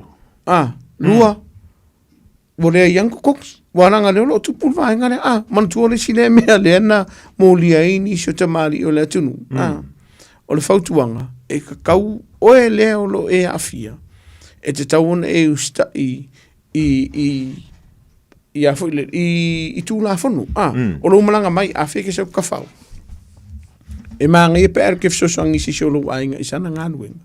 Ai le ma whaiona e whainga nuenga i kokongi oi. Ngāinga mōmona. Ia. A whai ua iei so pepa so visa whainga luenga o ma whai ona e whainga luenga i New Zealand. E te taungona te tongi oi, i le te tongi a mata ma te tongi maua lalo, i le nei atunu. Mari. Pea le ua luas fulu lima kāla e pesi me whapenga, ai le sfulu i wakāla. E le luas fulu kāla fo. O lona winga, ia e loa le leilaua i ate tau, pe a whailea. O le a, marisi mea, a whewara a whailea bisingis, whamona muri. Ko kongi ka ngaka. Ai leo mga e wharinga luenga tarwhata i tai, o se au kāla au, se au kāmut, o se au vali. Po le ala vase pisinisi, po se whalingi singia. Ia whengi me ke mga arku pēa mu se konga ngaka. Ai sa oi mare pelo fore, le le mo mare kongi. Ai maua mai loa waku. A whaiolo o a fia o vaenga nea. O te tauna e so ta intanga luenga leo mo se fsosoani mo oi. O le silea vaenga pito, silin tāua. Mga kua se umar whafonga la tunu. A maua o e mtanga luenga o whemalanga inga le immigration. O lo e whainga luenga ai sa e sau ke ka whao. E mulinga la vela verka ngaka le whawhenga luenga inga oi. Ai a vea le mawai ngai puni ti a ile mawheona e toi sau ni isila nei. Mani. I se kaimi o mun mai. O lo na winga, po le ano fi whai kupe o musa. E te tau wao ne usta a whaiwe manga e ke ngofu ke whainga luenga, koe a parailisi koe ngā visa na i o le visa whainga luenga. E le lei alo tātou no nofo mamā e te tono la tunu une nei. Ia. Ai au ka ko ke ngofo le le fa ile le au ka ko ke la film ka ko ive el mtanga luenga le le mtanga luenga le immigration na. O le fa no no angala. Ma avelena. Ma wala o fa nga ina i ni so la to ni sila ni fa pe ala ko le poko la ko sa wa. I lo la to ma fo fa. Ia. Ko poko mal la ko mele fa. Alu pumongi ya fa ya si vai vai vai ngali. Mari. Awa ko ya ai fa mai. Io. E ye le taimi. E mau wai o mtanga luenga le leo. O ni tanga longa l'immigration. Ma wafo mkanga longa le lo pe ki fa polo ngaka ngaka. O le vaenga le pito sili on tau wa fa mon mole Samoa o le fautuanga. Pule a oi, ngale kua kua yo au kafa. Tau ne e sila i te to ai vaenga o le tula fono e le te tau ne e solina. A wai ono la vele vea i oi. Ia e mese fo inga ina istanga tolo e fa i whare alo whare. Tala se tasile o telefona wala ang mail ding vea so a tumuru. Whabai. Soli. Kaluanga u whaalonga ku lau kalalenga whai me lunga lekio. O walu yo le mako whai ngāru, wenga wale le sanga me whai. O nai whai mai, wa fia kausanga. E leo ia nga ia langa bank card. Vili mai ia nei o na mātua i Samoa, vo ele lea wakse kupe wsosong ia koe. Ai alua ku yo ele anti male anko. E whai mai o le kau wha apuku le me whai e lau siksing. Son. Ele a ko se afeka la ri ele ke apala ele siksengiri tu marwa. Ele a ko se afeka la. Ele a ko foi ni fiong kausanga o e ka fa puku nga me pe fa ye mo. E se tasio mata upule na tupu le se taimi o november. Le na kusa le man media. Na balau mai foi la si so no vili le ferfenga wenga. Ia. Mo fa matala ferfenga wenga o ia o na mafu anga vili ko. Ke no men kup. Ia. Ka o fienga ferfenga wenga mar kongi la sola van. Wow, le sina o wala mfeyo na fa. Suil kusku. Suil kusku. Ele ingata na ta o ferfenga wenga. Ia, mal vi follow af after ifo ile ferfenga wenga pala ngi ferfenga. O lo ferfenga wenga ma si sole. Ia. Kala lang kusku. E ma fai una fai vai ngai. Tu so le sile tu le tupe. A fa yo o ela le la vea ile sa wangale. Ia wa sa wangale be le tu mo. Sa wanga e ma fai ona mau le so ani mo oi. O le pomoni a fai wo i se vaenga mo. E ini so tato ainga o tato tu le mo kingo pongo fo mau pele ai. Ia. O le fautuanga vala mai. Ona folong ka ngo so ia o e fuile le e tatif so ta i se le immigration e mo se so ani mo e fa mo kingo o la kulanga le ai o o ova o o ngo fo mau o man jo peno fa te mo solo o ke mi kingo fo mau o ia ele ko pule se sia le pule o e pule o ia o se va ngai lu ko ia ole o e pasia o male o fo ile mele ali tu manuva ele fo o le fainga no wenga o le kangaka i le fast food pe limas food tu la le vaias ai pule o ele fa kanga le kanga ka le le ana le fali ia po e foi le va ia na I fa na ia le va tamba mai samo ai a kanga ia kurka mai ki foi le se kupe ave samo a e fai e o lele I ama o le kire ka kome I e fai o ina te sila fia e ser mafu anga na la yo na mai nei alo mafano e po ma kwale ya se anga o se alofa e ile ke iso le no fai to sangan se be tene ke lo le fa funga mele usole e ba ko le fa malo la o le ta wolon sofa ia e le kingo le angu e fai ngalunga fatas e na la no mai usole wo fa fanga la fai ngalunga si usole na to fa fi couch wo le lava anen ka fa me ainga mai sa mo ngo koluma singolo o ta ai kia ia iskam au ile anga la ko na bini mai la si so te sanga se be tino ke le fa fonga mai si so wa fa no ngo ta por kana ia e ele kai mi se man ele fa mala fa mtlanga ia e o mai lo tanga ta fa peli poki men kanga lo nga le e lua va nga titi lo tanga lo nga le ia po le me e o ele ska ka so le poki mai ngo manga or kupel tanga talo lo wa fa inga po le me e sa udi poki mai ona moni lava le lo fama le ma la ngona le wo o si so o ke isla le ke iska male ia ang sa wa si so fa mai ele si me manga mi le kupe mama o tala no fo si so le na afia wa aku so wa aku le lua e pe ko luva ya so ngo foi e le ko ko ngi se kupe si so ile fa le o si so mo le lei ai le lei sa loko ai e fai la fam kala ngai na wa tonu o mai tanga tani e ko o mai an kanga lu ngai manga o e ba ku ka mi ki dai o ba ku ya la ko ale o fa so lo ya su so ngan kanga ia pa le fefia so io ia pa le polle le la na fa mauni ia o le ana o ko si so la o le mana o ngo si so ye musu fo le press charges fo le manga mi o sa lo o ie fa ilo mai so le ka un malo ka e wal kalanga le ngo fa lo ngi li tu mo pa merka la sus ele nga ka wa makwa po le so nga ma fo langa lu en pa wa le fa fa vita u li le wo o me o le fia sola is le na va po lo o ke le ko ia mo ila to wo ma fo so sola is ia a fai ke si le fia wa o le polonga lo langa I o tong fes fufanga a fai ke si le fia e vai lenga ngana ia te o e fa makala e whanga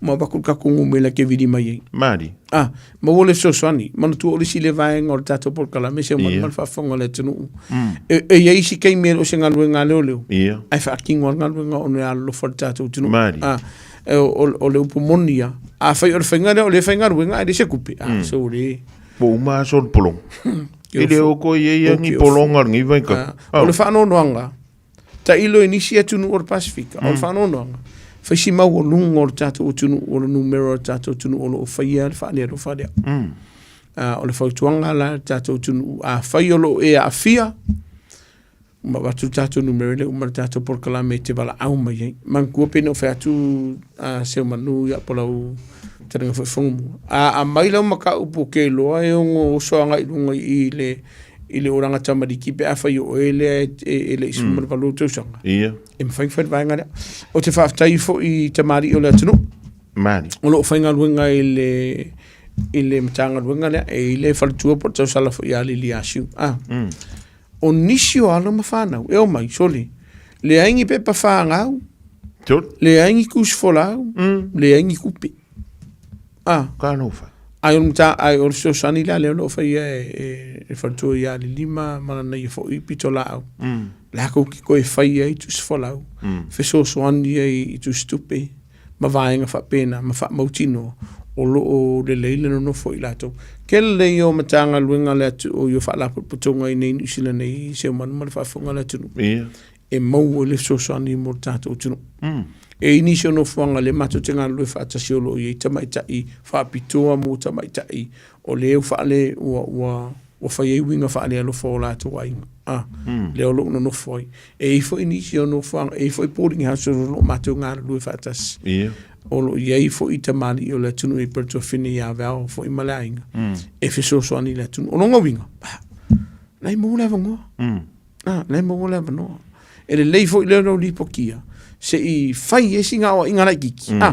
Ina ia tui tau fia a wa a e le fai erwa inga lea. E uma ia fo I fai I skanka. O le upomoni fongu umar fa fonga la tunu. A fai e ke sila fia e vai la tau nei mai fai ka winga o la kokupe. Fai singa lunga fsosongi fa masangi serengi. E wole e vea lea ma fuanga. Ia ma alo fanga foi. E ke kao fia I lola kokus folau. O I la tustupe e ma koi whaongani me pia. Ia wa le sinamea. O le vaitau o le malu ua kaunga a maingi ofu mawhangawhanga. Dira. Ai o a mai ofu kuai foi e a veie. Ale ofu fou mai la ko foi la ko fanga ua. Kiofu. O le sida vaenga ona tua Samoa. Ngā langa o mainga I uso matua whawhine nei o le sailinga e mua a whai o whanau laiti o se lumana. Lua a whai o lātou o mātua lātou soifua. E le ngata mo I lātou anei o lātou a ingolo I Samoa. Māri. Wa iei nisi o cases a Fofogamua o ke wili Samoa mātou tala noa mo lātou a inga. Ia. Ai makua I whewhewhe anga I a inga le Samoa e. O le sida vaenga. O le whau kua mai Samoa. Ngofo pe inga. Po le aro polonga. Ngofo pe inga nge ki uko. O le mewa lea le ngō le meanga ia la uia mai kauri tumana. Ia mana tua. O le ai naunau mai Samoa I silu mana I o I lātou marikanga karea. Ia. Ai a whai ere o aluaku. Sa o le lau talenga seuman. On koe whavalvalea o le whaukwanga. O le ala o nei ainga leo ke vide Samoa. O ke whai sa o I ainga. Ia. E le kaunga mai se whakuanga whapenga le anga o le olo polonga alo mwhana I tono ni sinane. E wa ai longa whai a whapena ni whana ue o lanto māsi. O le whautuanga lana I le tātou tunu. A whai olo a fia oi. Piri mtanga luenga leo o maa I se fsosoani mo oi. Ke le umkanga luenga leo tunu. Alo mwhanau. O whinga verka ko por kalame le whewhinge ma wala e whai e se a wala ki alawhanga ki sola e se mena I a inga o lo wala lofa. Wha maoni ia te oi mwhai wha lei oi. A wai fia kaa. Whai le lum ko marko I mga iau mā ko o wai fia kaa. Turo whawhonga lea tunu. Ioi. Ona peno tau te mo sola. E iei alo ma whanau le olo o whai eri wha le alofa. Māri. Mai o te le tua ia o ke le whaasea fo I so sola I se o alo mwhanau nei. O lo mana miele so san. Ia. E iei alo ma whanau o lo au mai. O lo o le leile whainga alo lofa iei nei mātu. Ia. Ai e sere koe ngā whare a ngā ola I Samoa. Ka me ki la ia. Le o lo tau wale ai ni si o ai. Ka mara ngai whaki e ki e pau e koe kuri Samoa. Mai o le sida o whautuanga nei a inga o lo a fia. Whaafkai lo wanga le lei. Whaaftai ngā luenga le lei umasa e whaia. Whaafkai wo o mai New Zealand. Ai ku ea. Ma mai fo lo ma fa. Ai le kala pida ko wele. E mama maranga kanga. Ai a fai fo wa e sola fa mo le muli. Sola ngungu. Ai ro lo fo fa leanga mai ai nga lo Facebook. Po fere si o vaenga. Mana tua wo ka wo vaenga no Facebook. Ono le sile o vaenga o lo ko mai e ko ke le e fai ia fa leanga inisio ai nga ia. Mai e vaenga o tu la fono no la bleve o lo to fa leanga. E wa mfenga ya lu avele lo maka upupo sa ukangi vele le kala nga fai ya oi. Sauli on mela le o la vai pe no fa tuanga fo nefia.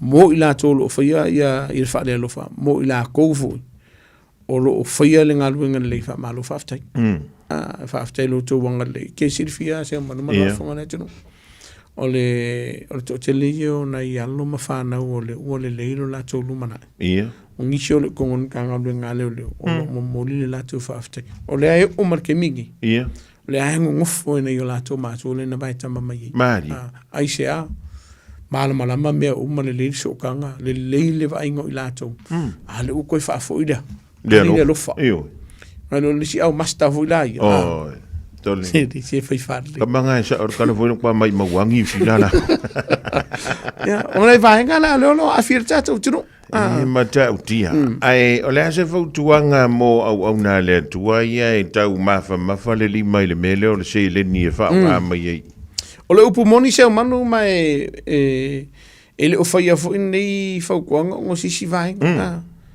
o le ar fai mai mo lunga lo kulanga I tono o le ngaluenga le atua e lo kawi a o mai se vai ngor tu la fono o ke alua ko I a mai lo sunga fa fe nga po lo for tua po sisi fo I maulungo le kalesia e rin fai ango ngofongofo e le mawhai o na vero tūlanga e te tono le kalesia e fai maalofanga e o fai ko kongo mtanga luenga leo e le ave fo ilo maulunga tono mtanga luenga leo ai a fai e fai fale lo fale e lo ka ia fo yoi o lo na winga e le aise vaenga e alo ele tūla fono mai le fai o modianga pe a fai o lo e fai fale lo fale ese le ta wol vaenga ai mo la ko fo lo fai vaenga se o fai ko ke mo ku wa ia de kalesia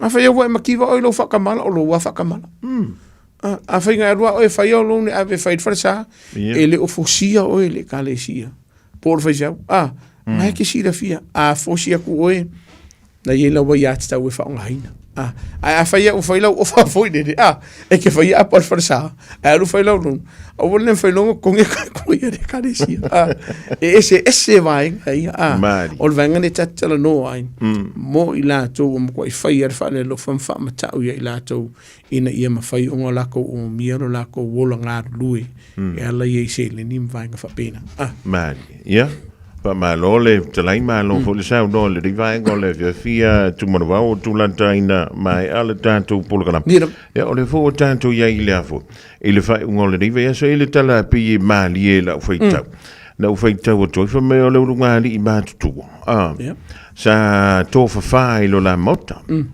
o le kalala lo makua o ngai e fe lo mo karinga kuti o longa ko ruar ko inga e makua fa le ko wa le fa lo ai la o tula ile to ina lu vo ile le po se I wo tu never po ingi usila ai ke wala ko ko inga lu vo ile le fa le ta o se tulo ai pia ba ia ko inga la lo folo pia ya ka mi o iska ka ka o ko ngol folo mai la o popole ngir ko inga fa pe o le rupo sionga ko lo pa uila ya la a ko lo ko ai ki ko ngol mori e ser ka o ko ngol lapo ile maka o kia o whaingaraka. Ai whai mai kana muri muriang. Inga ua ki le mori ima kam whaisko inga masiro mako whaile le kao. Fi ai osol ka le ifa fo malalafa. Ai muri muriang whai mai leo leo. Ka nga su e ile au. Ale wan wako moe ko ngol lafa le po al lafa nga lo ka so le tu marmo. Ya. Whai si popoko ila kong e whaia I so tu la fono ne yor krepe fali. E leo ste mo mole o tupu e men nei. Mari. Sa iei se vaenga tutusa kusa lenga kupu. Fela mai lainga ka ola mo le ali siri kongo la ko fali.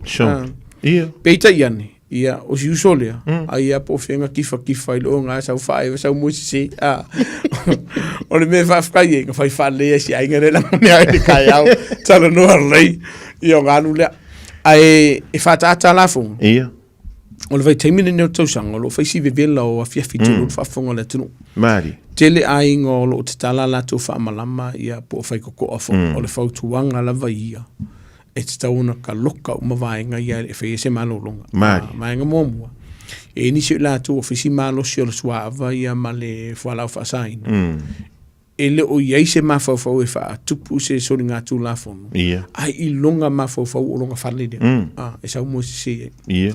Lua, e iai lato ua whai ama le maukingoa o le avanoa lea e o mai e o so whai whale nei. Mari. E me se lava pe a whai o loi nei o tātou ta maam tina mātutua.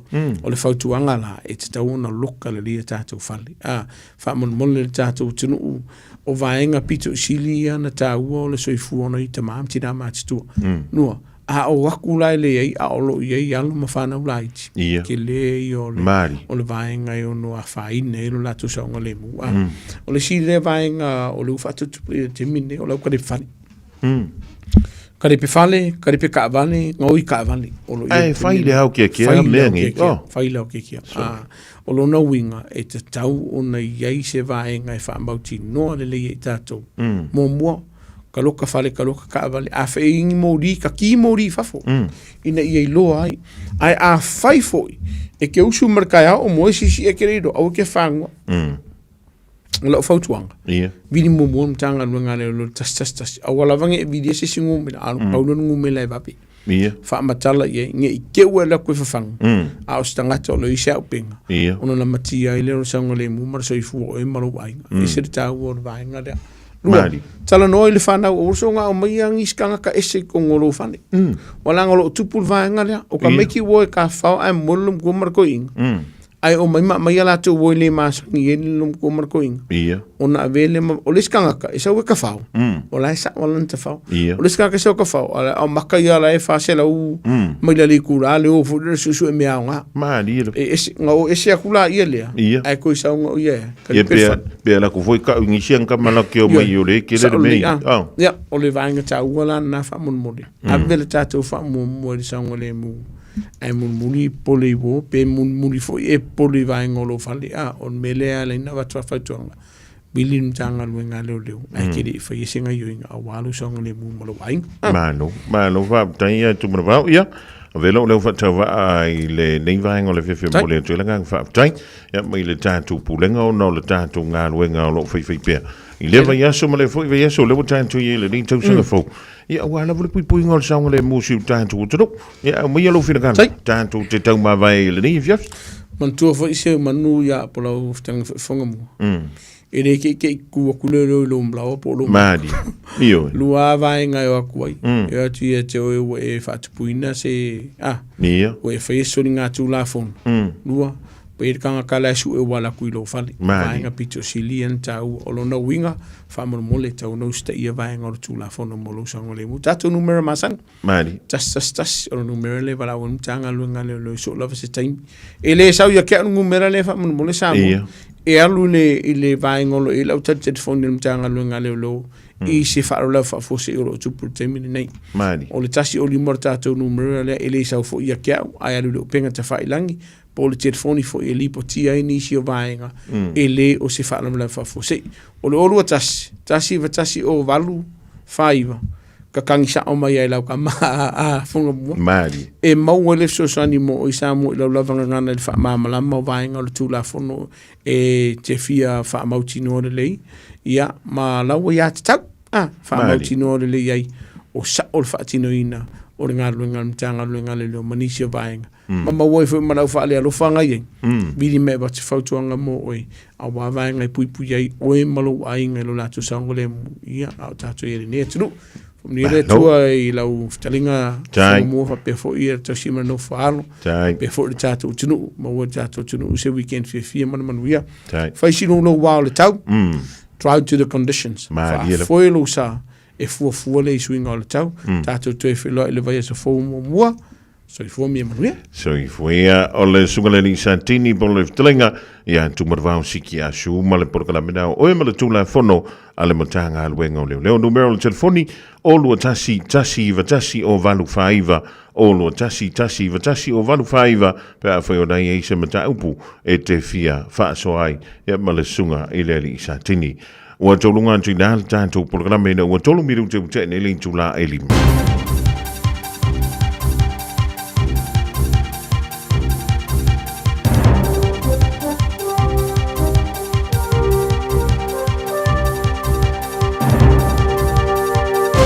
In this update, no changes to the Golden Visa Scheme's capital rules as the Minister says it's had a roaring start. $1 billion has been invested since the scheme launched in April, and another $2 billion is expected in the next 6 months. It grants indefinite visas for overseas investors, putting $5 million into high-risk Kiwi investments or $10 million into lower-risk ones. Immigration Minister Erica Stanford says they won't change those thresholds because it's already popular. Our problem is not the money coming in. Our wonderful challenge is where does it go and how do we make sure it's productive? How do we make sure it's growing great jobs for Kiwis? The Christchurch mosque terrorists' 5-day appeal court hearing has wrapped, but a final decision's been reserved. Justice Christine French says it's likely to be a few weeks before they deliver their response. The court was told in closing statements today to take no heed of Brenton Tarrett's claims he involuntarily pleaded guilty to murder, attempted murder and terrorism. He argues prison conditions so badly affected his mental state, his admission was forced and irrational.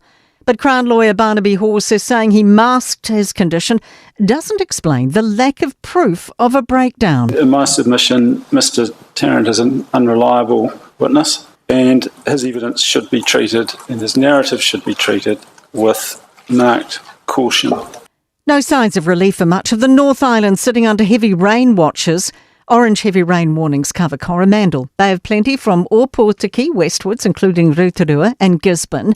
A band of severe thunderstorms is over Great Barrier Island and another is forming north of Lake Taupo. Northlands had 800 lightning strikes across 12 hours. Met Service meteorologist Hannah Keats says a deep low is predicted to form northeast of the country, bringing more sustained heavy rain in some parts tomorrow. Now, the low will deepen further on Sunday, then slow right down, feeding heavy rain and gale winds all the way through Monday. So expect more watches and warnings to be added over the coming days. That's news. In sport, all 13 syndicates are set to start this weekend's Sail GP Regatta in Auckland. The New Zealand team were forced out of the opening leg in Perth after a collision with Switzerland, but will be on the start line after some frantic repairs. Blake Foyle's driver Peter Burling has been asked about coming up against old teammates Nathan Outridge and Andy Maloney, now with Sweden. It's a real no-holds-bar kind of league where, you know, if they're having a good week, they'll be the ones you're aiming at, and if someone else is having a good week, they'll be the ones you're aiming at. Just don't aim at the Swiss. That was Italy's Kiwi driver Phil Robertson. And the wet weather around the country has forced to no results in round 9 of cricket's Ford Trophy. That is sport. I'm Raylene Ramsey. Tasilima Ivatolu Amo Radio Samoa.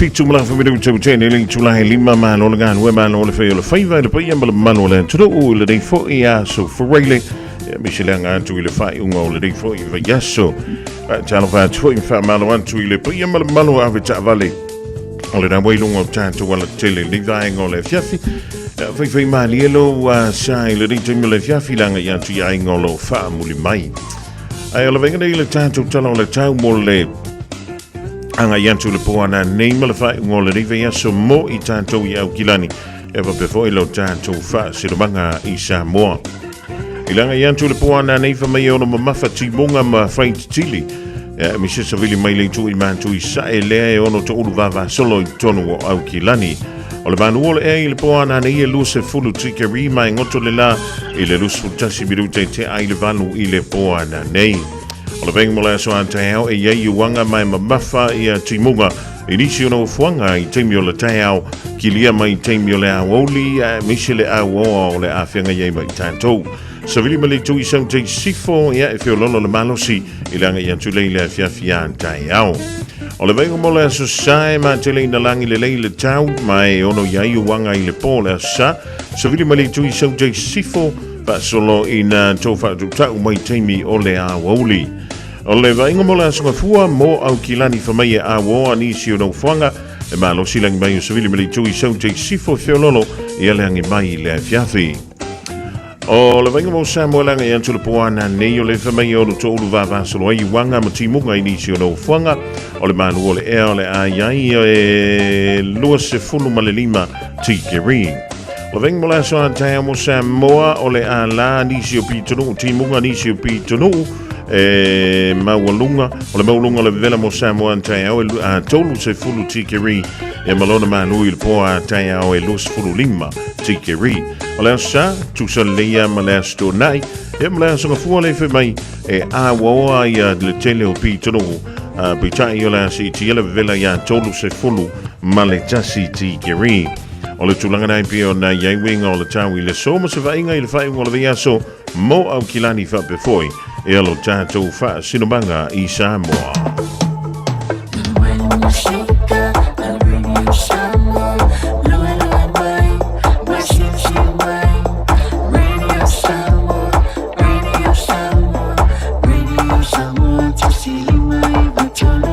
Radio Samoa. O lewa sfulu minuta mtene le Julai 5 tātou wanga yetu musika mo ngā se singa ma le mana vo ngā ruenga. Le ringi fiafio le aso for reile malo le ngā lue malo le feo le whaiva. E awhaiwhai mali e lo sahe lungo le tele tofo i le siponi. Ai leo le apa whawhano lau kuka. A whaiwhao na te tau sami na i le bakery le nei e fiafi. Wa ailo ofu nei te wale anga i tele yalu le whale.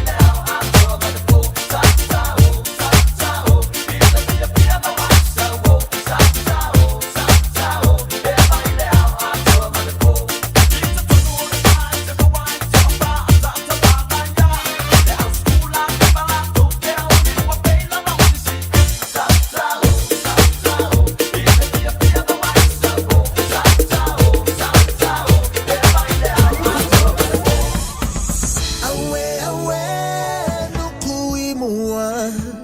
And when it's time to find home, we know the way. Watch this rain, I'm gonna ride on a wave on a quest to my motherland, motherland.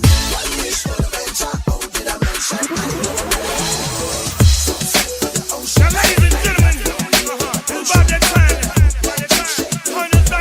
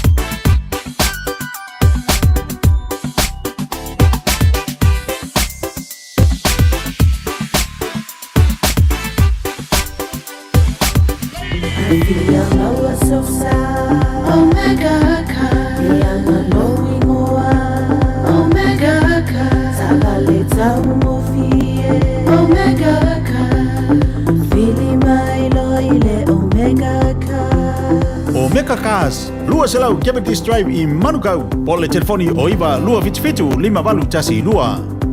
Susu mai Manukau ne Omega ka Umalole keisile Omega ka O le porokala me o le ngā ngaifo whaiwa malei a taua sa vea i lunga o le Radio Samoa. Ua mawhai o na awi nātu ona o le fesosori mai o le Pacific Specialist Healthcare. Ma le tonga fitia o le ngase ngase o le fatu. Ma le ngase ngase o le kanesa i fale ma i e lua i Nandi Masuva. I le atunu o fiti. Asia siane i le upeka tawhai langi. Pacific Specialist Healthcare. PSH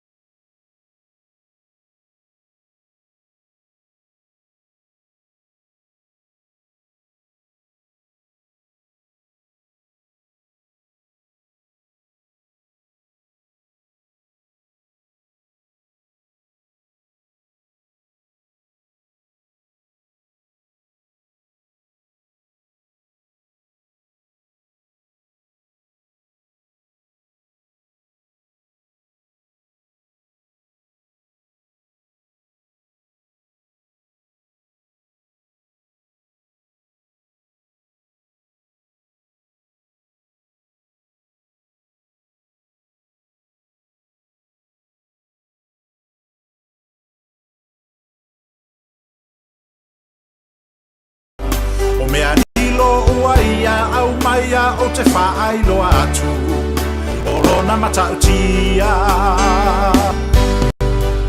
Ua tapunia nei ole alofa tunoa o lo ua tua i le lalo langi atoa. Tangata onu u esema o e Samoa o le a ua whaailoa ua toe li fofonga o lo utama i lo anua i atoe alofa i atamu i aina fo i le whina unga tangata malona anganga.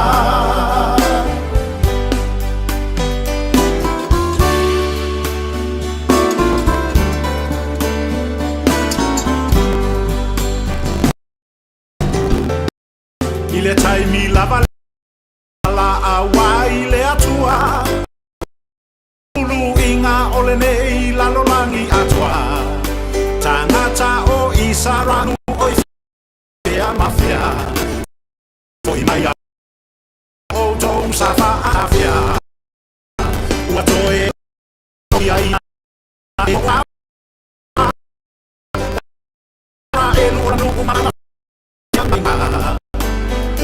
Sara e luna nu moni lea I lalo nei malona ainga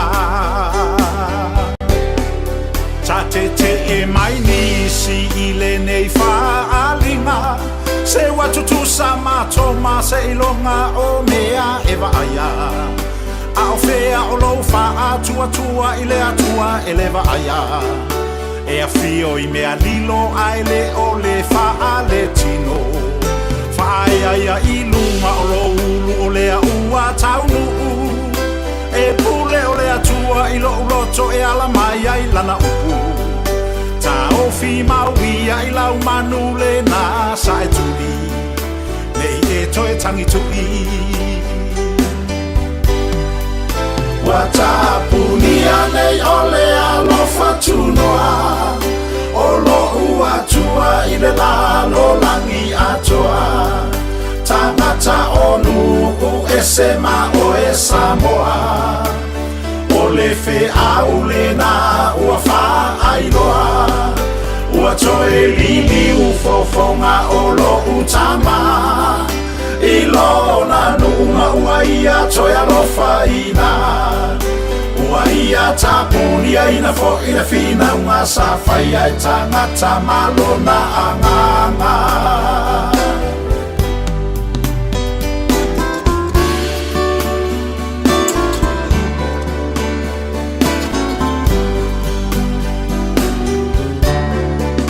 Finangalo o le atua e ui mai I mea mawala lalo Pale wha tau wa ai awala mai ai o lona mana Ai ua tau solo mua lava I le au ke risiano Ona whai upu mai malewa ai mawalalo Ua tou fuaina mai au I le wha le tino Ai ua tau aso tau mata I ala o ke riso Ua whaailoa mai e le atua I tama vale vale O lona finangalo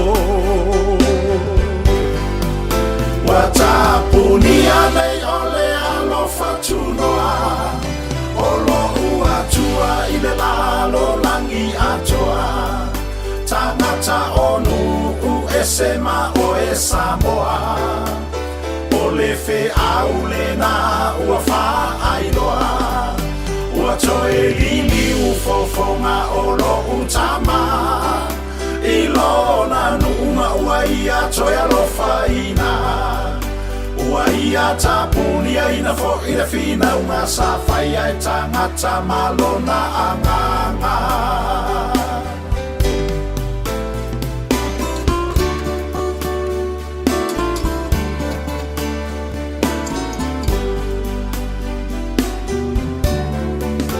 Ua sa e lua ina le ia pupuni o le alofa tunoa Sa lave ina I oanga sala le lalolangi atua Ua wha muta ina e le atua o le na avanoa ua faa tau nuku o lana upu pei o na tusia tama vale vale ua ia fili filia polo na fina ngalo ina ia o faa aria awa ele faa pau na fina ulea nganga ulea tua mama natu o tangata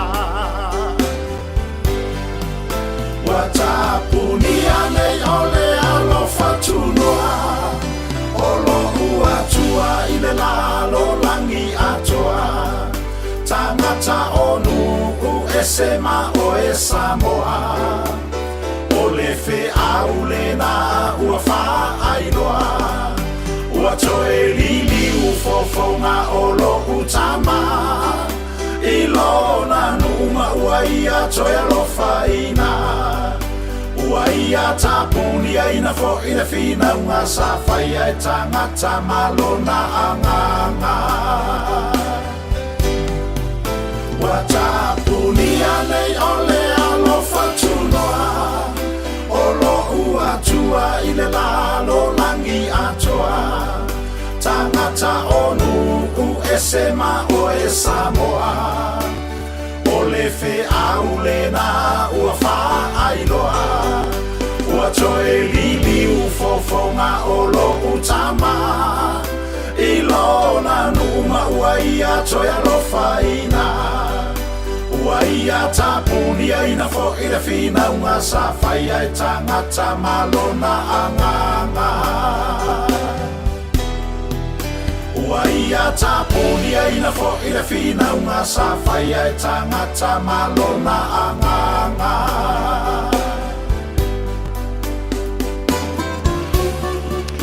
Fofogamua o tolu bana ve misiru ki su ai le ringahenga le fiafi malapese tapunia le fina unga le ngang pa ia mama natu o tangata e tolu ngan tu ele polkalamena ole ele leimo o mbole tuila ngang fa tai Ile sunga il fa finga mo le tanto polklami le rivaingo le fiafi e mo pele malo sul tino sili ai la nganga awale tua malona firgalo la to mo se siona fa poponga ile taimi masani ile vai swope tanto wolia ile lo famalanga le le tua a jalavanti ya tele tole payali pele mala inga mo wil fa ngol vai so nicole wea vai ya fuala au Lupe Brown ya matanto malava lo ma to le rivaingo le fiafi wakai vela sa kuka. Ole ana me ainga ai du man nga fano. E koe maua o leanga o lola ai teli tau nu ile fani. Ia marisa sala ko le mangongi o lau steak and cheese. Ngana e o ale fale ele ha faina. Io vai sau PK. Fa ke a koe le manga i orngi e fiafi e il bana vai o ngā wenga.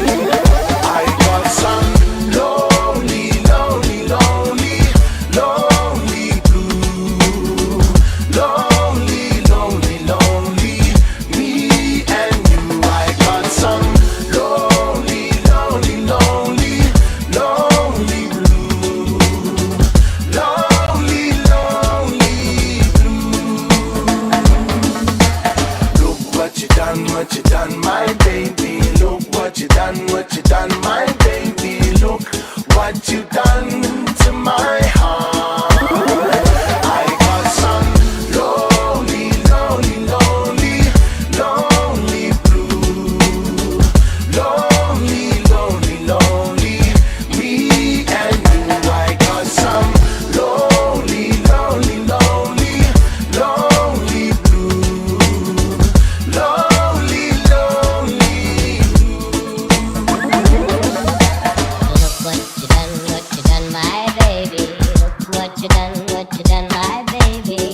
Look what you've done to my heart. We made a date, you said maybe, then you walked away with another baby. Now look what you've done to my heart. I've got some lonely, lonely, lonely, lonely blues. Lonely, lonely, lonely, lonely blues. I've got some lonely, lonely, lonely, lonely blues. The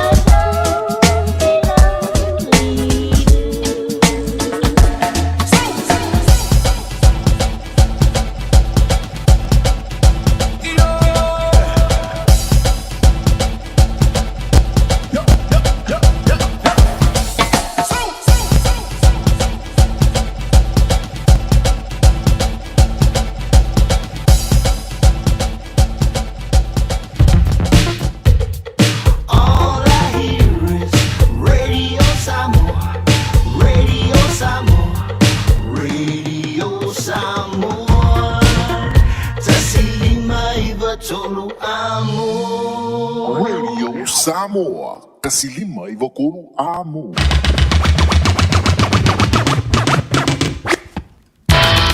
Ole wan tu se fulu midu tu na tale o link tulai ono le ring o le fiafi fa jalo fa tu ya Beverly fa mele tu le to mala ainga le ma futu mai na e Otago South Otago il vale o fu ile ngole me il vale o Dunedin ma go fa jalo fa tu dai bel glada le ma futu mai le va ngale link tu mi le fiafi o mai un tu le fiafi manulu o ile yo dai ma fa na fana I'm telling about to mail it to a far well at Radio Samoa to see Lima even told mo wa don't want to enamel to two more oil so for Riley ability for Yaso lesson and away to Mali ilatan to my tongue I put to all to take a little me Sasilan I Maria Langan to the fight all the Yaso Malava singer before Fwanga laughing a yay Yamal Malolata to do lewa sound by the sound Luso ya so see for no so to my foot to say you listen to me boy and day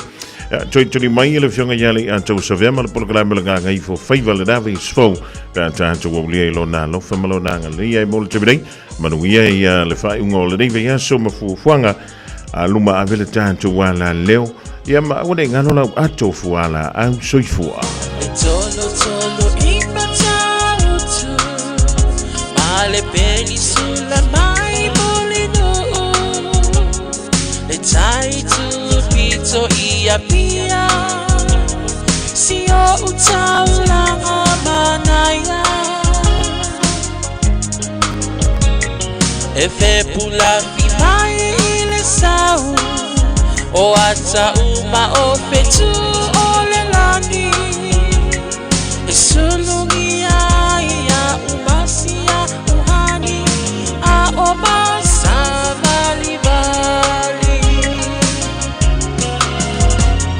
le masina sei esu solo ya Samoa no uatulu sei fai mafia fianga ye mama atene matama Olo sisi vai ma pepese matata la tulele a omae mane ilano ole ni na o basi a ukele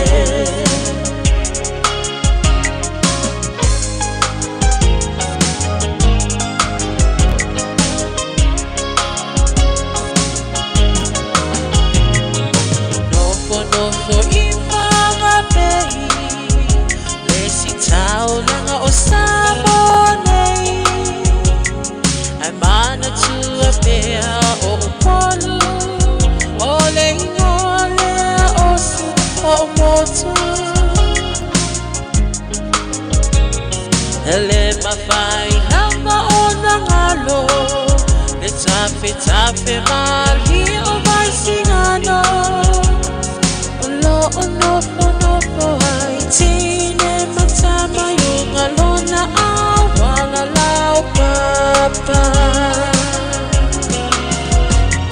Le masina se I esu solo Ia Samoa lo uatulu Se I vai mafia Ie banga atene matama Olo sisiva ai mapepese Matata la tunulele Aomae mane ilano ole dio Na o umasi ya ubele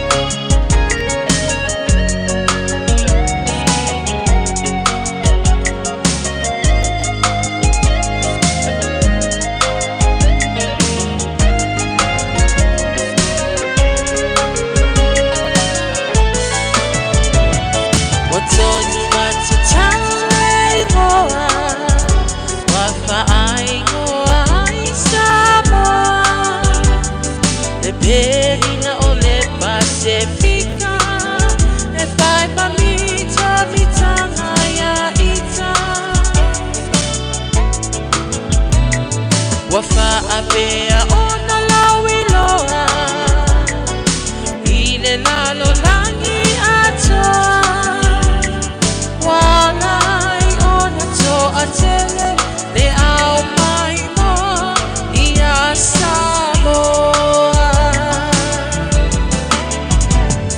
Le masina se I esu sulu Ia Samoa lo uatulu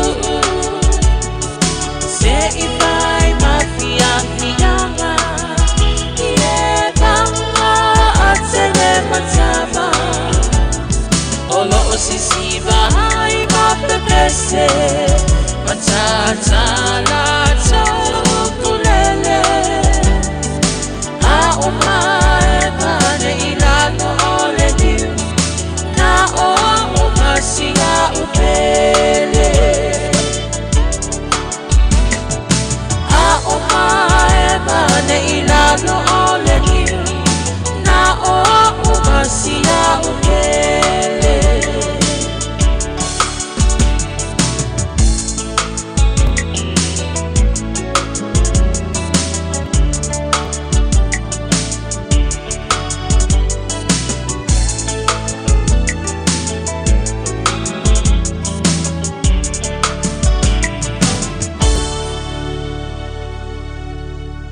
Wafia ai lome, wafia ai lome Lome, lome, lome, lome Eulupo lome, eulupo lome Lome, lome, lome, lome Efusu foi lome, efusu foi lome Lome, lome, lome, lome Sawa, sawa lome, sawa, sawa lome Lome, lome, lome, lome Tafa maiata, leva veau Olome ua alue tafa Ova aise tagata ua vela oseti E inua sana iputi Aole matai ua tilo mai Fea e aluia Ile taule ale afa alogo mai Lea semeana e sawai Lautofa sefa amole mole O italene iolome Sina fala wa se italiane ai Lota manava ua mole Sole sole lome se ua auga tete Foliga peio se panikeke Esa umua ave o uofu vae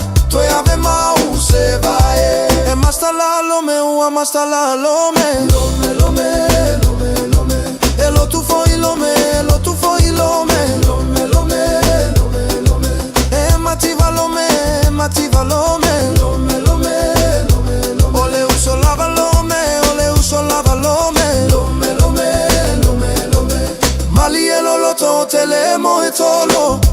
lene e ulupo e aile silome e no foi uta o lo metonu la valena lei atali la uva ai oleana e sauai tagi fa lululuga ole mago a o faila utatalo le ai toina fa atalia ua sasia awa te vave au fika gae fai te ai pole si ai tata ulava na iloa lo me mai au te alo e ai le lo me Samoa o lo otagi peisemo ua mawa nei lo me ua mawa nei lo me lo me lo me lo me lo me e ulupo lo me e ulupo lo me lo me lo me lo me lo me e fusu foi lo me e fusu foi lo me lo me lo me lo me lo me e sawa sawa lo me sawa sawa lo me lo me lo me lo me lo me hey ha shake shake chino lo me pipa chino hey ha.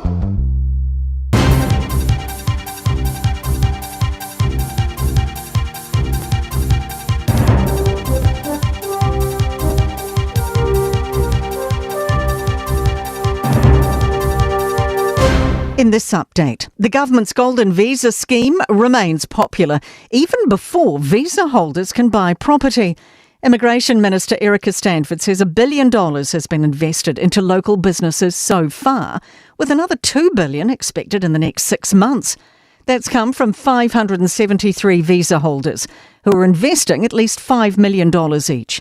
Stanford says investors of welcome property purchases will be allowed coming into force soon. We haven't seen massive peaks since that's happened, but we have seen it continue to be stable.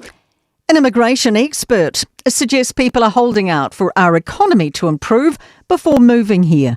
Stats NZ data shows our net migration rose 14,200 last year. It's the lowest figure since 2013, not including 2021. The number of citizens leaving is dropping, but so are arrivals.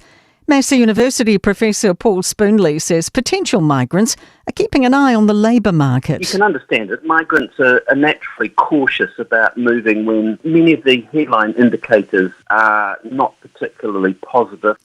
Internal Affairs says its bust of a pokey fraud has led to its largest prosecution ever.